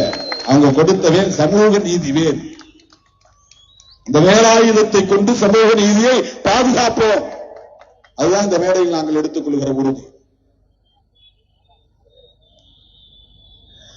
RSS பிஜேபி எதற்காக உருவாக்கப்பட்டது என்றால் இந்த அடிப்படையை புரிந்து கொண்டால்தான் அவர்களின் காய் நகர்த்தல்களை புரிந்து கொள்ள முடியும்.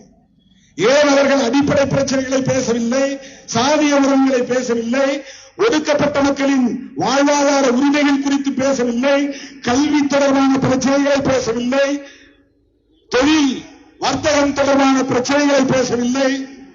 ஏன் எந்த ஊருக்கு போனாலும் சாமி பிரச்சனையை, கோவில் பிரச்சனையை கையில் எடுக்கிறார்கள்? ஏன்? இதற்கு காரணம் கோல்வாக்கரின் சிந்தனை, வீர சாவர்கரின் சிந்தனை. அவர்கள் இங்கே இந்துக்களை சாதி அடிப்படையில் சாதி உணர்வு ஊட்டி திரட்ட வேண்டும். ஒருத்தர்கிட்ட குரானை பற்றி பேசினால் குரான் அடிப்படையில் இஸ்லாமியர்கள் உலகம் முழுவதும் ஒன்று சேர்ந்து விடுவார்கள்.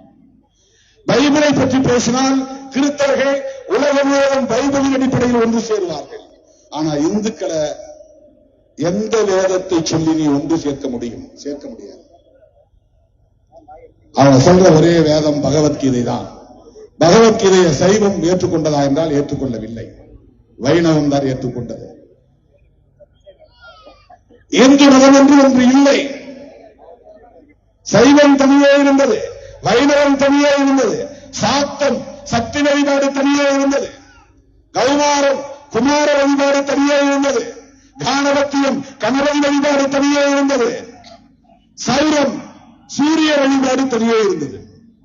இதெல்லாம் இந்தியாவில் இந்து மக்கள் இன்றைக்கு சொல்லப்படக்கூடிய இந்த சமூகத்தினர் கடைபிடித்த வழிபாட்டு முறை சூரிய வழிபாடு.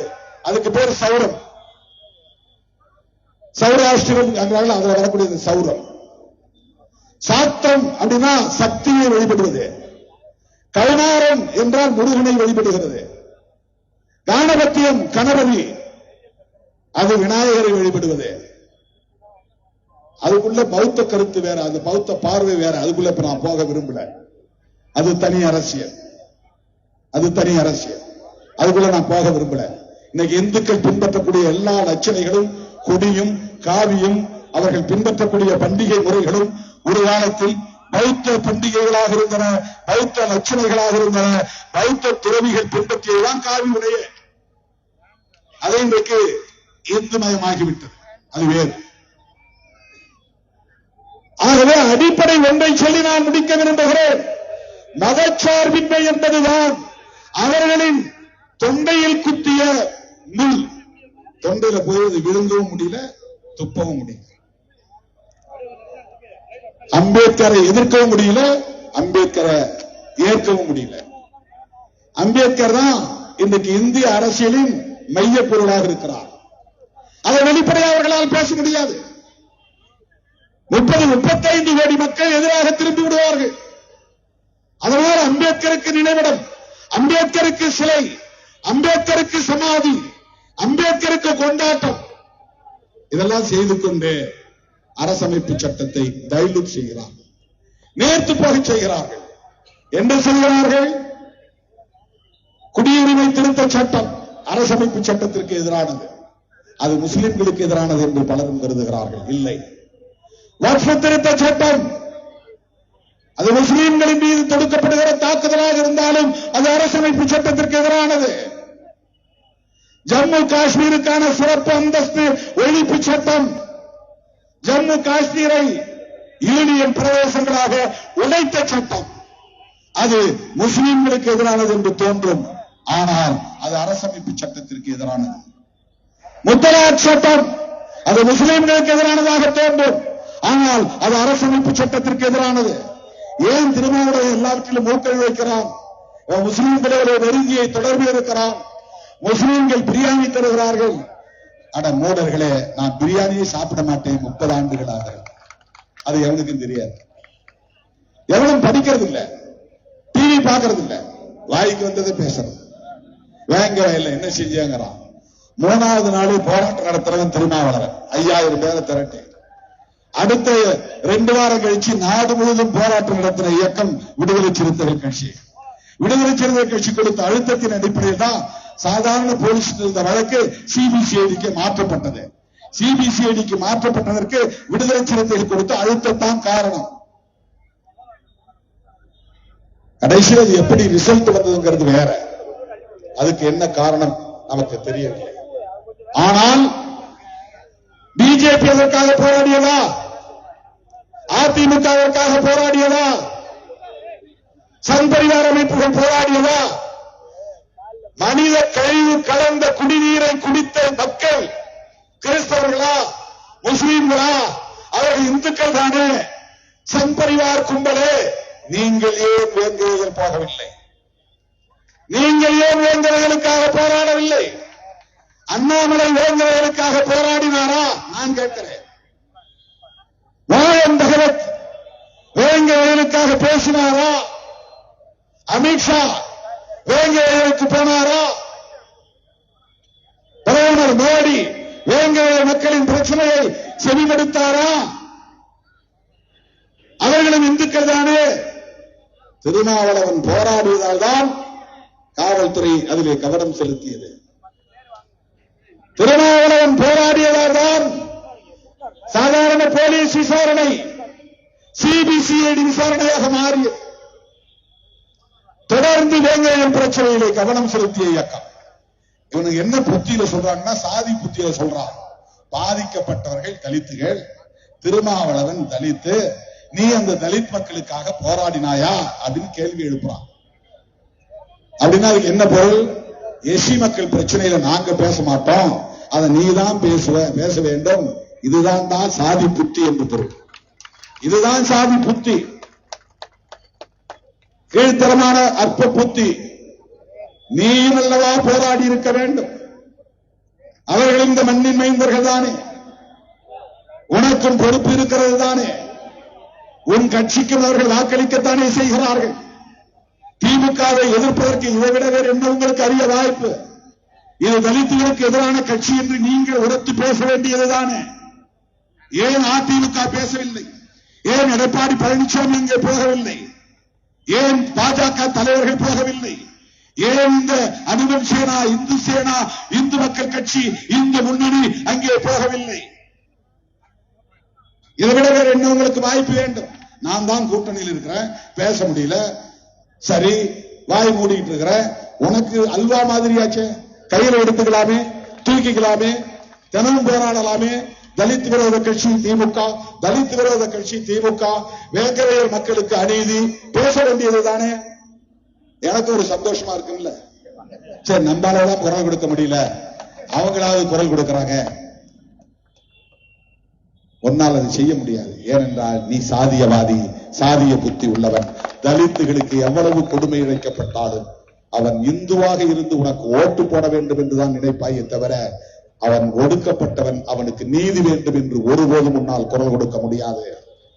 அந்த ஒடுக்கப்பட்ட மக்களுக்காக உடனே போய் நிற்பவன் திருமாவளவன் தான், திருமாவளவன் தான், திருமாவளவன். ஆக திருப்பரங்குன்ற பிரச்சனையில் அவன் உடனடியாக தலையிடுவதற்கு காரணம், அது இந்து பெரும்பான்மை மக்களின் கோரிக்கை அல்ல, அது RSS செயல் திட்டம். அவன் கணக்கெடுத்து வைத்திருக்கிறான். தமிழ்நாட்டிலே மொத்தம் 175 மசூதிகளை அடையாளம் கண்டு வைத்திருக்கிறான். தர்காக்கள் உட்பட. வாஞ்சிநாதன் இங்கே சொன்னாரு, அவன் ஒரு வலைத்தளம் வச்சிருக்கிறான். அதுதான் சொன்னார். பல பேர் கவனித்தீர்களா தெரியவில்லை. அந்த வலைத்தளத்தின் பெயர் reclaimtemples.com. reclaim temples அப்படி ஒரு வலைத்தளம், ஒரு வெப்சைட். அதுல அவன் இந்தியா முழுக்க ஒரு டேட்டா எடுத்திருக்கிறான், அதுல பதிவு செஞ்சிருக்கிறான். அந்த டேட்டாவில் என்ன சொல்லியிருக்கிறான்னா, இந்தியா முழுக்க எந்தெந்த மாநிலங்களில் எத்தனை மசூதிகள் இருக்கின்றன, இடிக்கப்பட வேண்டிய மசூதிகள், தர்காக்கள், அவன் ஒரு கணக்கு எடுத்து வச்சிருக்கிறான். அந்த கணக்கின்படி அவன் ஒவ்வொன்றாக அதை இடிக்க வேண்டும் என்று திட்டம் போடுகிறான். அந்த திட்டத்தில் ஒன்று திருப்பரங்குன்றம். இங்க இப்படிதான் நீங்க புரிஞ்சுக்கணும். திருப்பரங்குன்றத்தில் முருகனை வழிபடக்கூடிய இந்து சமூகத்தை சார்ந்த யாரும் இஸ்லாமியர்கள் மீது குற்றம் சொல்லவில்லை. திருப்பரங்குன்றத்திலே வசிக்கக்கூடிய இந்து மக்கள் யாரும் சிக்கந்தர் தர்காவை இடிக்க வேண்டும் என்று சொல்லவில்லை. அந்த திருப்பரங்குன்றத்தை சார்ந்த இந்து சமூகத்தை சார்ந்த யாரும் வழக்கு தொடுக்கவில்லை. வழக்கு தொடுக்கிறவன் சங்கி. யாருவன்? கோல்வாக்கர், கெட்கேவார், வீர சவார்கர் என்கிற கும்பலை சார்ந்த ஆட்கள். அவர்களின் நோக்கம் என்ன? அவர்களின் நோக்கம் நாடு முழுக்க இந்த பட்டியலை வைத்துக் கொண்டு தர்காக்களை இடிக்க வேண்டும், மசூதிகளை இடிக்க வேண்டும். அவனுக்கு என்னன்னா ஒரு வெறுப்பு விதைக்கிறான். பாருங்க, முஸ்லீம், அவன் மைனாரிட்டி, அவன் எத்தனை இடத்துல ஸ்கூல் வச்சிருக்கிறான் பாரு, மெயினான இடத்துல எத்தனை இடத்துல மசூதி கட்டி இருக்கிறான், சர்ச்சஸ் பாருங்க, எல்லா இடங்கள்லயும் வளர்ச்சி போட்டிருக்கிறான், எவ்வளவு ஸ்கூல்ஸ், எவ்வளவு காலேஜ், அதெல்லாம் யாருக்கு பயன்படுகிறது? அந்த சர்ச் யாருக்கு பயன்படுகிறது? ஏன் ஒன்னால் அது போல மருத்துவமனை கட்ட முடியவில்லை? வேலூர் சிஎம்சி மருத்துவமனை போல் ஒரு மருத்துவமனையை உன்னால் ஏன் கட்ட முடியவில்லை? ஏன் அந்த மக்களுக்கு மருத்துவம் அளிக்க முடியவில்லை? நீ இந்துதானே, அவனை பார்த்து நீ ஏன் பொறாமைப்படுகிறாய்? அவர் இந்து மக்களுக்குத்தானே சிகிச்சை அளிக்கிறார். இந்து சமூகத்தை சார்ந்தவர்கள் தானே அதிகம் படிக்கிறார்கள். லயோலா கல்லூரியிலே படிக்கிறவர்கள் எவ்வளவு பேர் இந்து மாணவர்கள்? எம்சிசி கல்லூரியிலே படிப்பவர்கள் எவ்வளவு பேர் இந்து மாணவர்கள்? இந்துக்கள் யாரும் படிக்கவில்லையா? எத்தனை பள்ளிகளில் ஐஏஎஸ் படித்தவர்கள் இந்துக்களாக இருக்கிறார்கள்? கிறிஸ்தவ மிஷனரிகளிலே படித்தவர்கள். கல்விக்கூடங்களை முதலில் திறந்து விட்டது கிறிஸ்தவ மிஷனரிகள் தானே. நீ தெருவிலேயே நடக்கக்கூடாது என்று சொன்னாயே. என்னை வீட்டு சமையலறை வரையில் விட்டவன் கிறிஸ்தவ மிஷனரி தானே. நான் சமைத்த மாட்டுக்கறியை ருசித்து சாப்பிட்டவன் வெள்ளைக்காரன் தானே, பிரிட்டிஷ்காரன் தானே. நீ தொட்டாலே தீட்டு, கண்டாலே தீட்டு, நெருங்கினாலே தீட்டு என்று என்னை எத்தனை தலைமுறை காலம் ஒதுக்கி வைத்திருந்தாய், அடக்கி வைத்திருந்தாய். இது வெறும் எஸ்சிக்கு மட்டுமல்ல, இன்றைக்கு ஓபிசியாக இருக்கிற சூத்திரர்களுக்கும் தான். இங்க ஓபிசியா இருக்கிறவன் எவனும் சொன்ன சூத்திரன் சொல்றது இல்ல, எல்லாம் ஆண்ட பரம்பரை சத்திரியன்றான். ஆனா புராணமே, இந்து புராணமே என்ன சொல்லுதுன்னா, பரசுராமர்னு ஒருத்தர் இருந்தாரு, அவர் தன்னுடைய தாய்க்கு நேர்ந்த கொடுமையை நினைத்து, தந்தைக்கு நேர்ந்த கொடுமையை நினைத்து பழிவாங்கும் நோக்கில் 21 தலைமுறை சத்திரிய வம்சத்தை அழித்து விட்டார் அப்படின்னு இந்து புராணம் சொல்லுது. அப்படின்னா இந்தியாவில் இந்துக்களே இல்ல அப்படின்னு பிராமணர்கள் சொல்றாங்க. இவங்க எல்லாம் தங்களை சத்திரியர்கள் சொல்லிக்கிறாங்க, ஆண்ட பரம்பரைன்னு சொல்லிக்கிறாங்க. ஆனால் அவன் வர்ணாசிரம தர்மப்படி, பரசுராமருடைய தர்மப்படி, பரசுராமர் அவருடைய ஆயுதத்தை எடுத்து சத்திரிய குலத்தை சார்ந்த அத்தனை பேருமே 21 தலைமுறை அழித்து விட்டான். ஒரு தலைமுறை விட்டாலும் தப்பி பிழைச்சிருவான்.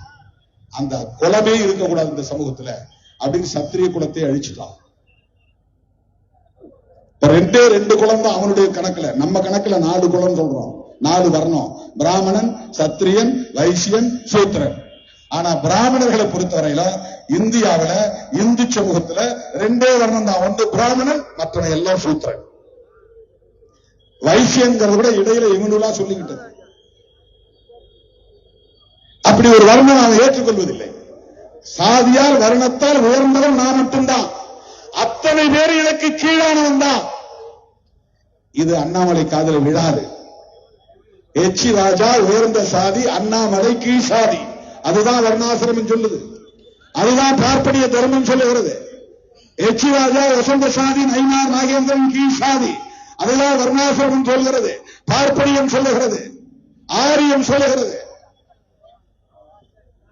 மோகன் பகவத் உயர்ந்த சாதி, அக்கா தமிழிசை தாழ்ந்த சாதி.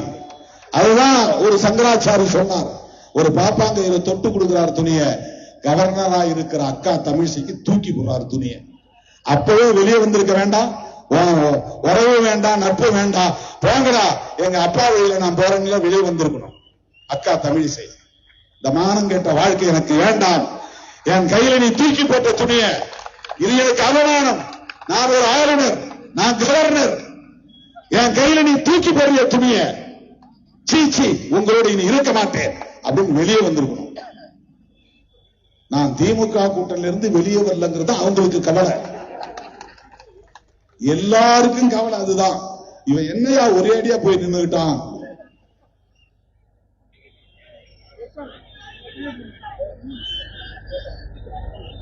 திமுகவையும் சேர்த்து சனாதனிகளை எதிர்க்க வேண்டும் என்பதில் உறுதிப்படியாக இருக்கிறோம். அதுதான் எங்க நிலைப்பாடு. எங்களுக்கு இடம்தான் அதிகமா வேணும் அப்படிங்கிற எண்ணம் இருந்தா நான் ஒரு பக்கம் பிஜேபி கிட்டும் பேசணும், அதிமுக கிட்டும் பேசணும், விஜய் கிட்டும் பேசணும், திமுகவிலும் இருக்கணும். திமுகவுக்கு நான் சூறா காட்டணும், விஜய் கிட்டையும் நாங்க பேச முடியும், அதிமுக அண்ணன் எடப்பாடி பழனிசாமி கிட்ட நாங்க பேசுவோம், ஏன் பிஜேபியோட கூட எங்களால பேச முடியும் அப்படின்னு எல்லா கதவையும் நான் திறந்து வைக்கணும். எனக்கு அது ஒரு பொருட்டே இல்லை, எல்லா கதையும் நான் சாத்திட்டேன்.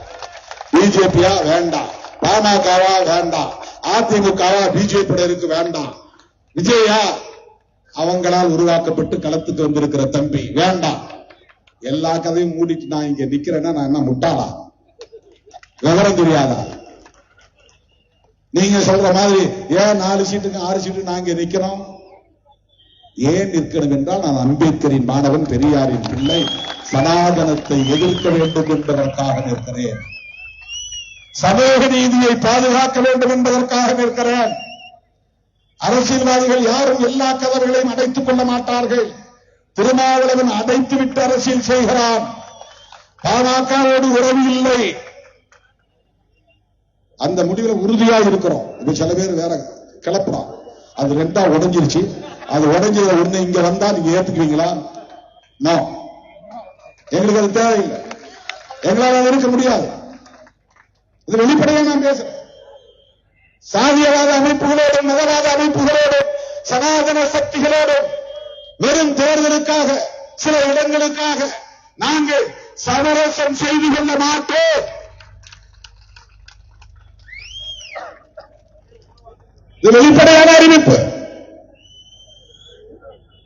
எவ்வளவு இடங்கிறது நாங்க நெகோசியேஷன்ல பார்த்துக்கோம், அது வேற. எத்தனை இடங்கள் வேண்டும், எத்தனை இடங்களை உறுதி செய்ய வேண்டும் என்பதை பேச்சுவார்த்தையின் போது நாங்கள் முடிவு செய்வோம். அது போதுமா போதாதா என்பதை எங்கள் கட்சியின் தலைமை குழு முடிவெடுக்கும், முன்னணி தலைவர்கள் கூடி முடிவெடுக்கும், அது வேறு.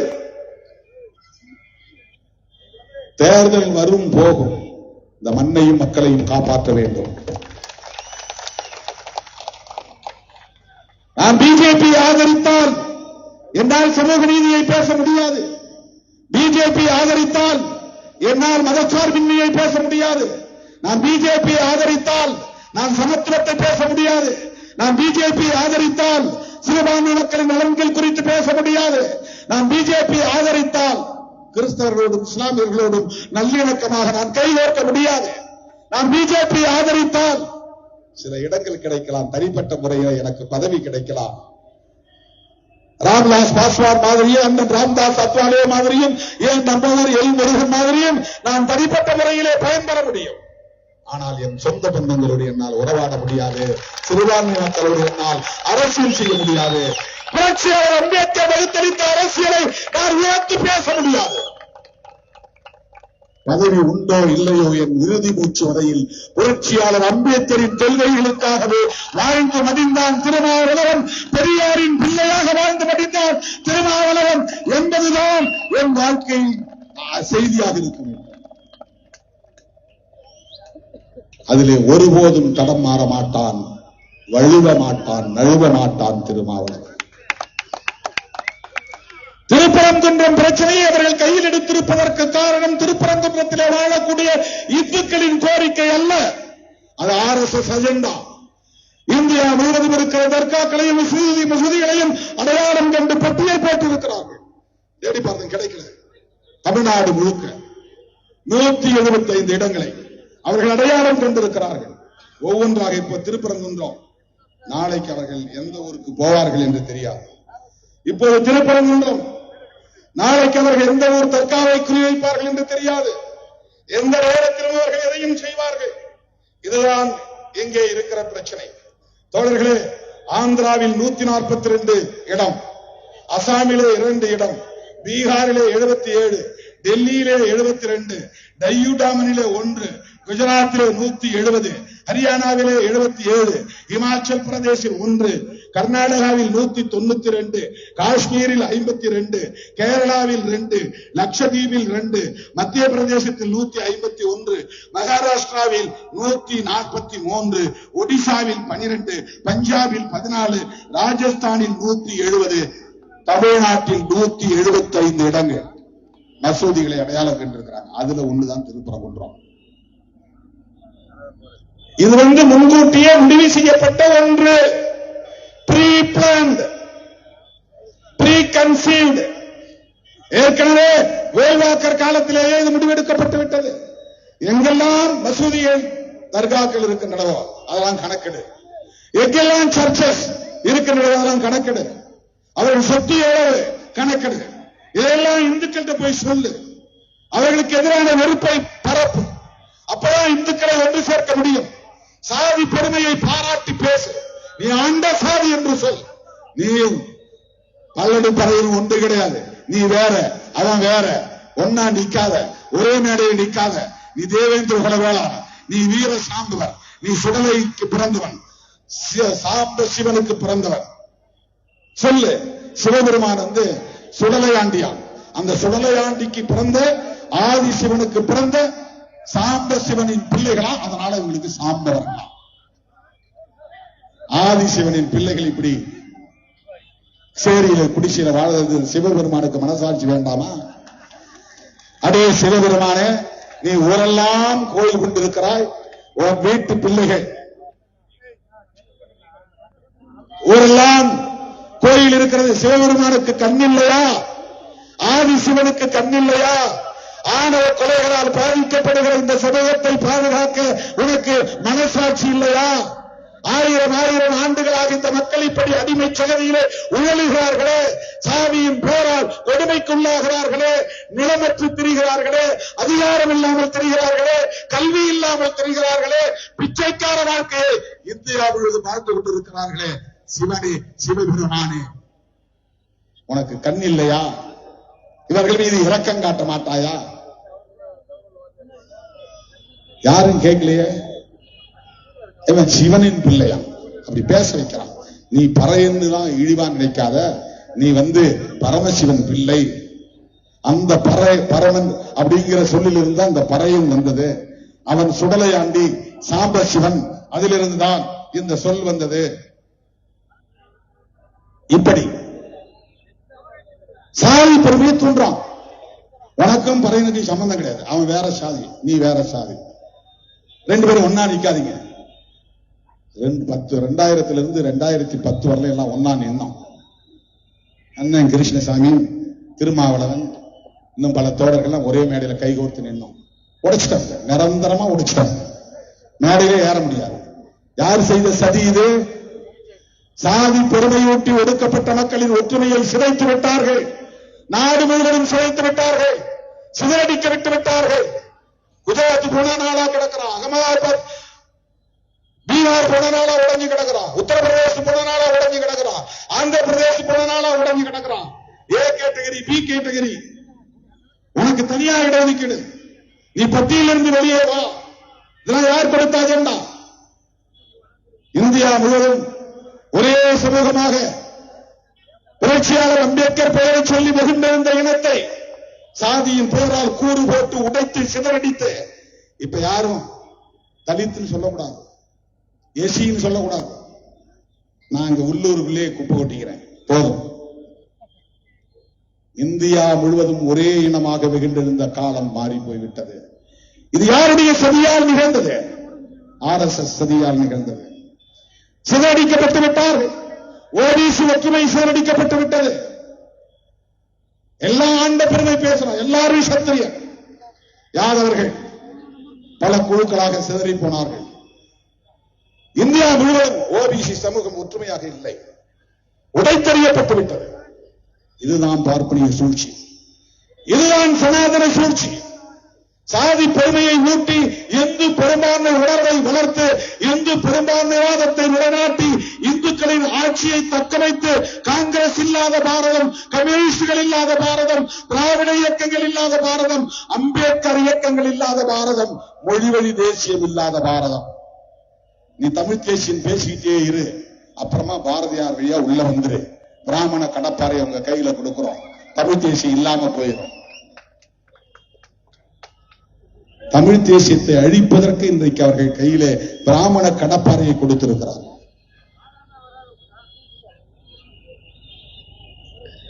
இந்த சதியை புரிந்து கொண்டு தோழர்களே, நாம் திருப்பரங்குன்றத்தில் சமூக நல்லிணக்கத்தை நிலைநாட்டுவதற்காக, மத நல்லிணக்கத்தை நிலைநாட்டுவதற்காக அனைத்து தரப்பு ஜனநாயக சக்திகளோடும் கைகோர்க்க வேண்டும். அதுதான் நம்முடைய நிலைப்பாடு.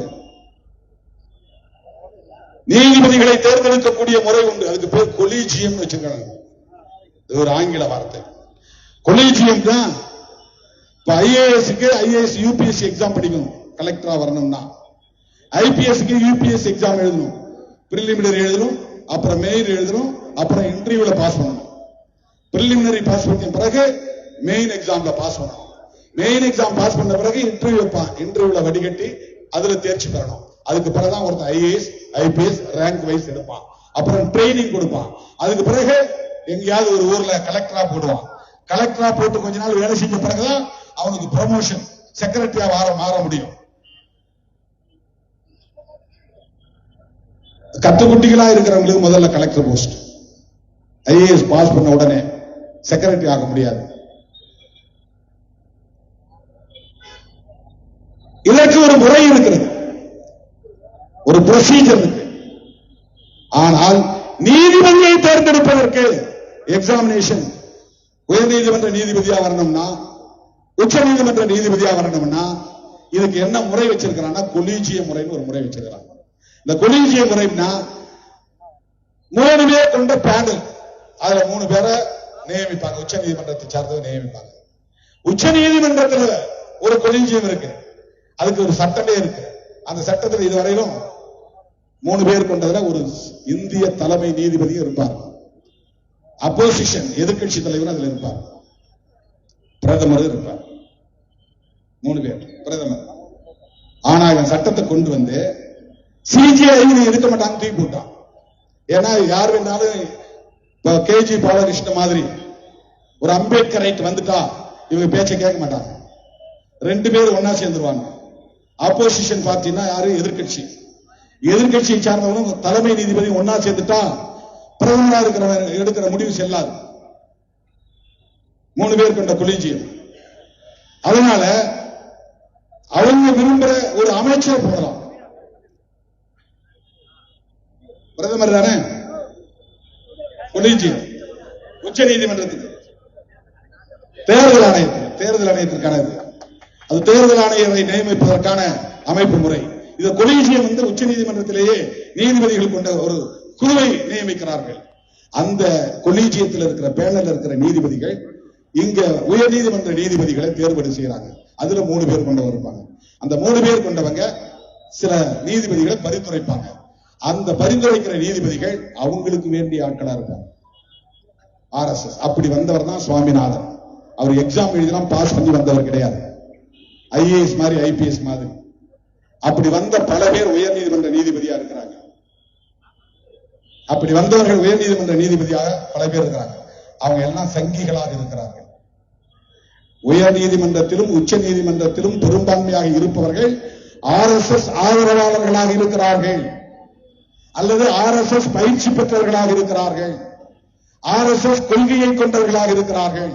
அதனால்தான் பாபர் மசூதி இடிப்பு வழக்கில் அவர்கள் விரும்பியபடி தீர்ப்பை எழுதி கொண்டார்கள். அது உள்ளபடியே ஆதாரங்களின் அடிப்படையில் வழங்கப்பட்ட தீர்ப்பு இல்லை. அந்த நீதிபதியே சொல்றார், என்ன சொல்றாருன்னா, இங்கே ராமர் பிறந்தார் என்பதற்கு ஆதாரம் இல்லை, இங்கே இந்து கோவில் இருந்தது என்பதற்கு ஆதாரம் இல்லை, ஒரு கட்டிடம் இருந்தது ஆனால் அது இந்து கோவில் தானா என்பதற்கு ஆதாரம் இல்லை, பாபர் மசூதியை இடிப்பது தப்புதான், அது குற்றம்தான், ஆனாலும் இந்த இடத்தில் ராமருக்கு கோவில் கட்டுங்கள், இதான் தீர்ப்பு. அப்ப பாபர் மசூதி தள்ளி ஒரு இடத்துல அரசாங்கமே இடம் கொடுக்க அவங்க கட்டிக்கிட்டோம். இதுக்கு பேர் தான் கட்ட பஞ்சாயத்து. கட்ட பஞ்சாயத்துனா என்னன்னா, கட்டன்னா ஷார்ட்னு அர்த்தம். கட்டன்னா கட்டையில உட்கார்ந்து பேசுற பஞ்சாயத்து இல்ல, ஷார்ட். கட்ட பஞ்சாயத்துனா ஷார்ட். நீதிமன்றம்னா லாங்கா எழுதிருக்கும், வருஷ கணக்கில், பல வருஷம், 10 வருஷம், 20 வருஷம், 30 வருஷம் போயிடும். ஷார்ட்டா முடிக்கணும்னா உட்கார்ந்து ஊர்ல பேசி இப்படி போ அப்படி போ முடிவு பண்ணி ஒரு தீர்ப்பு சொல்லிடுவாங்க. அதுக்கு பேர் கட்ட பஞ்சாயத்து. நீதிமன்றமே கட்ட பஞ்சாயத்து தீர்ப்பை வழங்குகிறது. பாபர் மசூதியை இடித்தது தவறு என்றால் இடித்தவன் யார், அவன் மேல போற கேஸ் போடல சொல்லணும். அதான சுப்ரீம் கோர்ட், அதுதான நீதி. யார் யார் காரணமா இருந்தா, நரசிம்மராவ் இருந்தாருன்னா அவரு பிரச்சனை காரணம், கல்யாண் சிங் இருந்தாரா அவரு காரணம், அவர் மேல கேஸ் போடு. 2 பேரும் இல்லையா, அந்த காலத்துல யார் அதிகாரிகளா இருந்தா, அமைச்சர்களா இருந்தா, எல்லா மேலும் கேஸ் போடு. பாபர் மசூதி இடித்தது தப்பு, அவ்வளவு பேர் கேஸ் போட்டு உள்ள தூக்கி வை. நீதிமன்றம் தீர்ப்பு கொடுத்துருக்கணும்ல, ஏன் கொடுக்கல? அதெல்லாம் எதுவுமே சொல்லாம இங்க ராமர் பிறக்கல, ராமர் கோயில் இல்ல, அங்க இடிக்கப்பட்ட கட்டிடம் இந்து கோயில் இல்ல, அந்த இடத்துல பாபர் மசூதி இருந்தது உண்மை, அதை இடித்தது குற்றம், ஆனாலும் இந்த இடத்தில் தான் ராமருக்கு கோயில் கட்டணும். இது என்ன தீர்ப்பு? இதுதான் RSS தீர்ப்பு. இங்கே திருப்பரங்குன்றத்தில் இந்துக்கள் யாரும் பிரச்சனை செய்யவில்லை, முஸ்லிம்களுக்கும் இந்துக்களுக்கும் சண்டை இல்லை. இந்த தூண் தான் தீபம் ஏற்றிய தூண் என்று யாரும் சொல்லவில்லை. ஆனால் ஒருவரை வழக்கு போட வைத்து அவசரமாக விசாரித்து தானே ஒரு விசாரணையை மேற்கொண்டு, ஆய்வை மேற்கொண்டு, நானே நேரடியாக போனேன் என்று ஒரு தீர்ப்பை எழுதுகிறார் ஒரு நீதிபதி. நடைமுறைப்படுத்துங்கள் என்று ஆணையிடுகிறார் உள்ளூர் போலீஸுக்கு.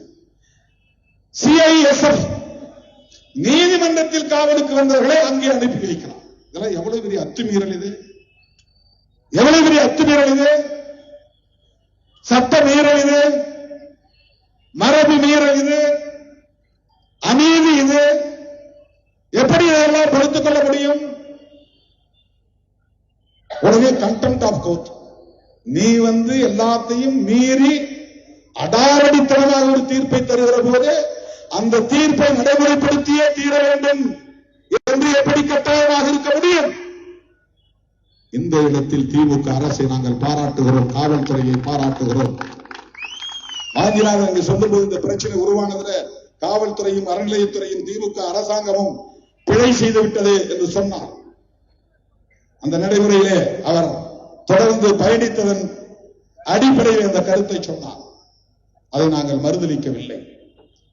அங்கே இருக்கிற அதிகாரிகள், இன்ஸ்பெக்டர் மதுரை வீரர், அறநிலையத்துறையை சார்ந்த உதவி ஆணையர் சுந்தரக்கண்ணன், RDO, இவர்கள் எல்லாம் சங்க பரிவாரங்களுக்கு துணை போனார்கள், காவல்துறை அதிகாரிகள் துணை போனார்கள். அதனால் இது பிரச்சனை பெரிதாகிவிட்டது. சரி, ஆனால் நீதிமன்றம் விதித்த தீர்ப்பை நடைமுறைப்படுத்த முடியாது என்கிற இடத்தில் திராவிட முன்னேற்ற கழகத்தின் தலைமையிலான அரசு எடுத்த முடிவு துணிச்சலான முடிவு. நீ சொன்னா அந்த இடத்துல தீபத்தை ஏற்ற முடியுமா? 400 ஆண்டுகளாக உச்சி பிள்ளையார் கோவில் பக்கத்திலே இருக்கிற தூணில் நாயக்கர் காலத்தில் கல்வெட்டுகளால் எழுதப்பட்ட அந்த தூணில் கார்த்திகை தீபம் ஏற்றப்பட்டு வருவது வழக்கமாக இருந்து வருகிற ஒரு நடைமுறை, ஒரு மரபு. அதன்படி அறநிலையத்துறையை சார்ந்த அதிகாரிகள் அந்த இடத்திலே கார்த்திகை தீபம் ஏற்ற அனுமதித்தார்கள். நீ சொல்வது தர்காவுக்கு பக்கத்திலே, தர்கா அது இஸ்லாமியர்களின் சொத்து, பக்கத்தில் இருக்கிற நெல்லித்தோப்பு அது இஸ்லாமியர்களின் சொத்து. அந்த நெல்லித்தோப்பிலே கட்டப்பட்ட மண்டபம் அது இஸ்லாமியர்களுக்கு சொத்து. அங்கே இருக்கிற பள்ளிவாசல் இஸ்லாமியர்களின் சொத்து. அந்த ஒரு தனிப்பட்ட பரப்பளவு இஸ்லாமியர்களுக்கு சொந்தமானது. 1923-24 அந்த காலகட்டத்தில் நடந்த வழக்கில் தீர்ப்பு உயர் நீதிமன்ற வரையில் சென்ற தீர்ப்பு, உள்ளூரிலே சப்கோர்ட் அளித்த தீர்ப்பு. முஸ்லிம்கள் ஏரியா, முஸ்லிம்களுக்கு கோவில் தேவஸ்தானத்துக்கு உள்ள ஏரியா, கோவில் அந்த தேவஸ்தானத்திற்கு மிச்சம் இருப்பது கவர்மெண்ட்டுக்கு. அது கவர்மெண்ட் லேண்ட், அது புறம்போக்கு இடம். ஒட்டுமொத்த கோவிலும் முஸ்லிம்களுக்கு இல்லை, ஒட்டுமொத்த மலையும் முஸ்லிம்களுக்கு இல்லை, ஒட்டுமொத்த மலையும் இந்துக்களுக்கு இல்லை. அது இந்துக்கள் முஸ்லிம்கள் பிரச்சனை வரல. அரசாங்கத்தை எதிர்த்து கோவில் நிர்வாகத்தை சார்ந்தவர்கள் வழக்கு போடுகிறார்கள். அந்த வழக்கில் அளித்த தீர்ப்பு சப்கோர்ட். அதுல அவன் சொன்ன தீர்ப்பு என்னன்னா, எந்தெந்த ஏரியாவில் இதுவரையில் முஸ்லிம்கள் பயன்பாட்டில் வைத்திருந்தார்களோ, தர்கா இருக்கிற இடம், மசூதி இருக்கிற இடம், நடந்து போகிற பாதை, ஏறி போகிற படிகள், நெல்லித்தோப்பு பகுதி, அந்த மண்டபம், இவை அனைத்தும் இஸ்லாமியர்களுக்கானது. காசி விஸ்வநாதர் கோயில், உச்சி பிள்ளையார் கோயில், திருப்பரம் முருகன் கோவில், அது இருக்கிற பரப்பு, குளம் எல்லாம் அங்கே நடந்து செல்வதற்கான பாதை, படிகள், இவையெல்லாம் தேவஸ்தானத்திற்கு, கோவில் நிர்வாகத்திற்கு. மிச்ச பகுதி அரசின் கட்டுப்பாட்டில் உள்ள பகுதி. இது சப்கோர்ட் தந்த தீர்ப்பு. இதை எதிர்த்து இருதரப்பாக மறுபடியும் கோவிலுக்கு நீதிமன்றத்திற்கு போகிறார்கள். உயர் நீதிமன்றம் அந்த சப்கோர்ட் தீர்ப்பை ரத்து செய்து ஆணையிடுகிறது. உடனே அப்போது பிரிட்டிஷ் கவர்மெண்ட், பிரிவி கவுன்சில், அதுதான் உச்ச நீதிமன்றம், அங்கே போகிறார்கள். அந்த நீதிமன்றம் என்ன சொல்லுகிறது என்றால், உயர் நீதிமன்றம் போட்ட ஆணையை ரத்து செய்துவிட்டு சப்கோர்ட் என்ன சொன்னதோ அதுதான் சரி, அதன்படி போய் எல்லோரும் செயல்படுங்க. பிரச்சனையே இல்லை. முஸ்லிம்களுக்குரியது முஸ்லிம்களுக்கு, கோவில் நிர்வாகத்துக்குரியது கோவில் நிர்வாகத்துக்குரியது, மிச்ச இடம் அரசாங்கத்தின் கட்டுப்பாட்டில் உள்ளது. எந்த பிரச்சனையும் இல்லாமல் போனது. இடையில கொஞ்ச காலத்துக்கு பிறகு நெல்லித்தோப்பு பகுதியில முஸ்லிம்கள் ஏதோ ஒரு புது மண்டபம் கட்ட முயற்சிக்கிறார்கள், கல்ல வெட்டுகிறார்கள். அதற்காக ஒருத்தன் வழக்குக்கு போறான். அந்த வழக்குல இந்த நெல்லித்தோப்பு பகுதியை சர்வே பண்றான், அளக்கிறான். அளந்து பார்த்த பிறகும் இதுல எந்த குற்றமும் இல்லை. அவங்க பகுதியில தான் அவங்க கல்லெடுத்தாங்க, அவங்க ஏரியாவில் அவங்க மண்டபம் கட்டுறாங்க, அது ஒன்றும் குற்றம் இல்லைன்னு தீர்ப்பு சொல்லிடுவாங்க. அப்ப முஸ்லிம்களுக்கு இந்துக்களுக்கு எந்த பிரச்சனையும் இல்லை. இப்ப ஏன் பிரச்சனை வருகிறது? ஆடு கோழி வெட்டக்கூடாது.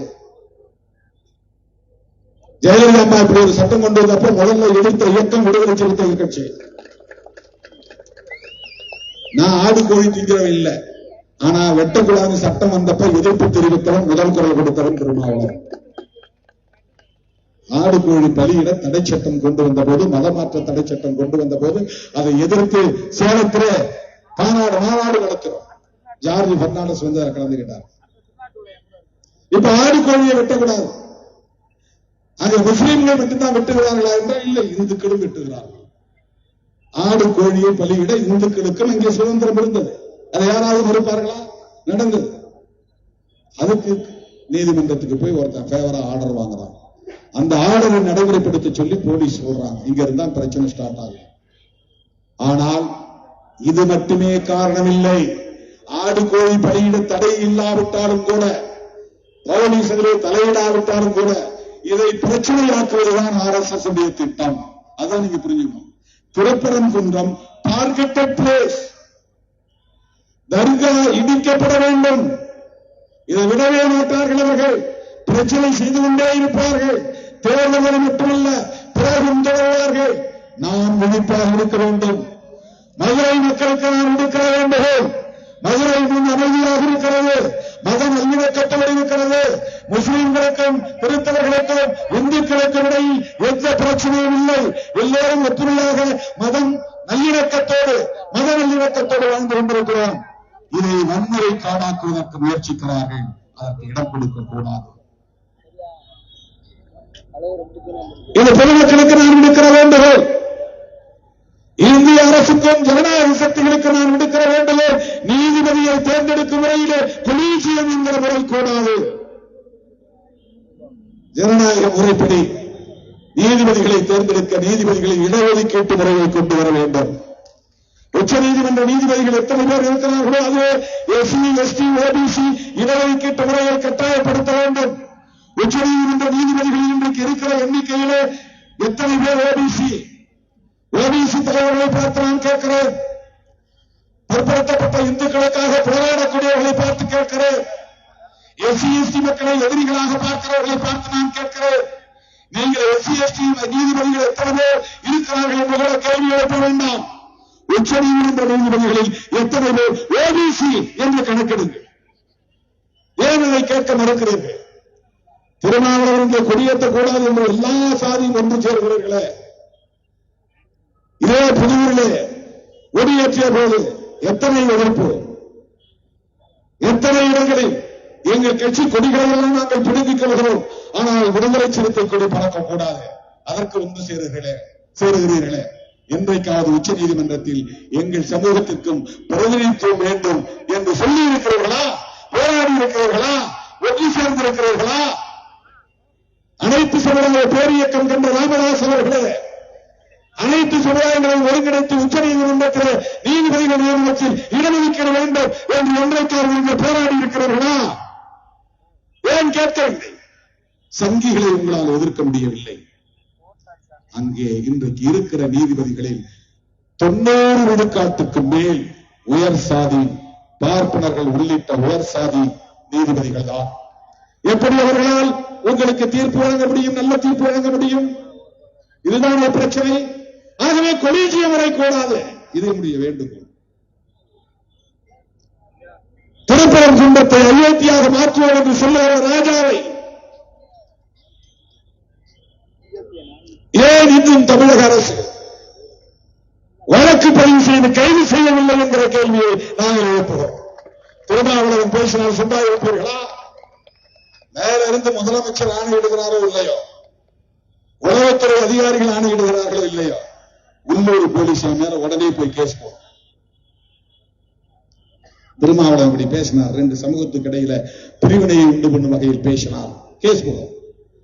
திருப்பரங்குன்றத்தை அயோத்தியாக மாற்றுவோம், தற்காவை மாற்றி வைத்துக் கொள் என்று பேசிய ராஜா மீது ஏன் வழக்கு போடவில்லை? தமிழக அரசை பார்த்து நான் கேட்கிறேன், காவல்துறையை பார்த்து நான் கேட்கிறேன், மாண்புமிகு முதலமைச்சரை பார்த்து நான் கேட்கிறேன். பெரும்பான்மை இந்துக்கள் திமுக தலைமையிலான கூட்டணியைத்தான் ஆதரிக்கிறார்கள். நினைவில் வைத்துக் கொள்ளுங்கள். தமிழ்நாட்டில் ஒருபோதும் திமுக கூட்டணிக்கு எதிராக அவர்கள் போக மாட்டார்கள். ராஜா மீது கேஸ் போட்டா இந்துக்கள் எதிராக திரும்பி விடுவார்கள் என்று யாராவது சொல்லி இருந்தால் அதை நம்ப வேண்டாம் என்று சொல்ல நான் கடமைப்பட்டிருக்கிறேன். அருமை தோழர்களே, திருப்பரங்குன்றம் ஒரு அமைதியான இடம். அனைத்து மதங்களும் வழிபாடு செய்யக்கூடிய வழிபாட்டு தலங்களை கொண்ட இடம். இஸ்லாமியர்களும் இந்துக்களும் சகோதரத்துவத்தோடு நல்லிணக்கமாக வாழ்கிற இடம். இந்த இடத்தை வன்முறை காடாக்க முயற்சிக்கிற செம்பரிவார் கும்பலுக்கு எச்சரிக்கை விடுக்க கடமைப்பட்டிருக்கிறோம். உங்கள் அரசியலை தட்சிண பாரதத்துக்கு வடக்கே வைத்துக் கொள்ளுங்கள். உங்கள் முடிவு சொல்லுகிறேன். உங்கள் அரசியலை தட்சிண பாரதம்னா தட்சிணம் தான் தெற்கு, பாரதம்னா இந்தியா. அவங்களுக்கு இந்தியான்னு சொல்ல பிடிக்காது. அவங்களுக்கு பாரதம் சொல்லணும். மகாபாரதத்தின் நினைவா பாரதம் சொல்றாங்க. பரதன் ஆண்டதா. அம்பேத்கருக்கு அதுல உடன்பாடு கிடையாது. இந்தியான்னு எழுதினார். அப்ப உடன் இருந்த மதவாதிகள்லாம் இல்ல இதை இந்துஸ்தான் எழுதுங்க, இல்லன்னா இந்து ராஷ்டிரான்னு எழுதுங்க அப்படின்னு சொன்னப்ப அவர் ஒத்துக்கல. அப்புறம் பாரத்னாவது எழுதுங்க அப்படின்னு சொன்னப்ப அவர் கொஞ்சம் கன்வின்ஸ் ஆகி எழுதிட்டார். அதுக்கு அவருக்கு அந்த பாரதம்ங்கிற சொல்ல கையாளுறதுல அவருக்கு உடன்பாடு கிடையாது. அதையே இன்றைக்கு இவர்களுக்கு பிடிக்கவில்லை. ஆனாலும் அதை கையாளுகிறார்கள். தட்சிண பாரதம், தென்னிந்தியாவுக்கு வடக்கே வைத்துக் கொள்ளுங்கள் உங்கள் அரசியலை. தென்னிந்தியா, குறிப்பாக தமிழ்நாடு முற்றிலும் மாறுபட்ட மண். சிறுத்தைகளின் அரசியல் மேலோங்கி இருக்கும் மண். நாம் திமுக கூட்டணியில் ஒரு அங்கமாக இருந்து பேசுகிறோம் என்று யாரும் எண்ண வேண்டாம். அம்பேத்கரின் மாணவனாக, பெரியாரின் பிள்ளையாக, மார்க்சின் மாணவனாக இருந்து பேசுகிறேன். சமூக நல்லிணக்கத்தை விரும்புகிறவர் என்கிற வகையிலே பேசுகிறேன். மத நல்லிணக்கத்தை நிறைவேற்ற வேண்டும் என்கிற அடிப்படையில் நான் பேசுகிறேன். அவரவர் மதம் அவரவருக்கு, அவரவர் நம்பிக்கை அவரவருக்கு. அந்த நம்பிக்கைகளுக்குள் யாரும் தலையிடக்கூடாது. இதுதான் எங்கள் வேட்கை, எங்கள் நிலைப்பாடு. அரசமைப்பு சட்டத்தை சீர்குலைக்கக்கூடிய எந்த நடவடிக்கையும் நாங்கள் அனுமதிக்க மாட்டோம். அரசமைப்பு சட்டம் முன்வைக்கக்கூடிய கோட்பாடுகளை பாதுகாப்பதுதான் எங்களின் முதன்மை நிலைப்பாடு. அந்த அடிப்படையில் தான் திருப்பரங்குன்றத்துக்கு நாங்கள் வந்திருக்கிறோம்.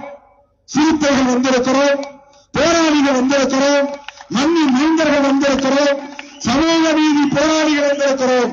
இந்த மந்தைய மக்களையும் பாதுகாப்பு ஜனநாயக சக்திகளின் கைகளை கோர்த்துக் கொண்டு களமாடுவோம் என்பதை சொல்லி வாய்ப்புக்கு நன்றி கூறி முடிக்கிறேன். நன்றி, வணக்கம்.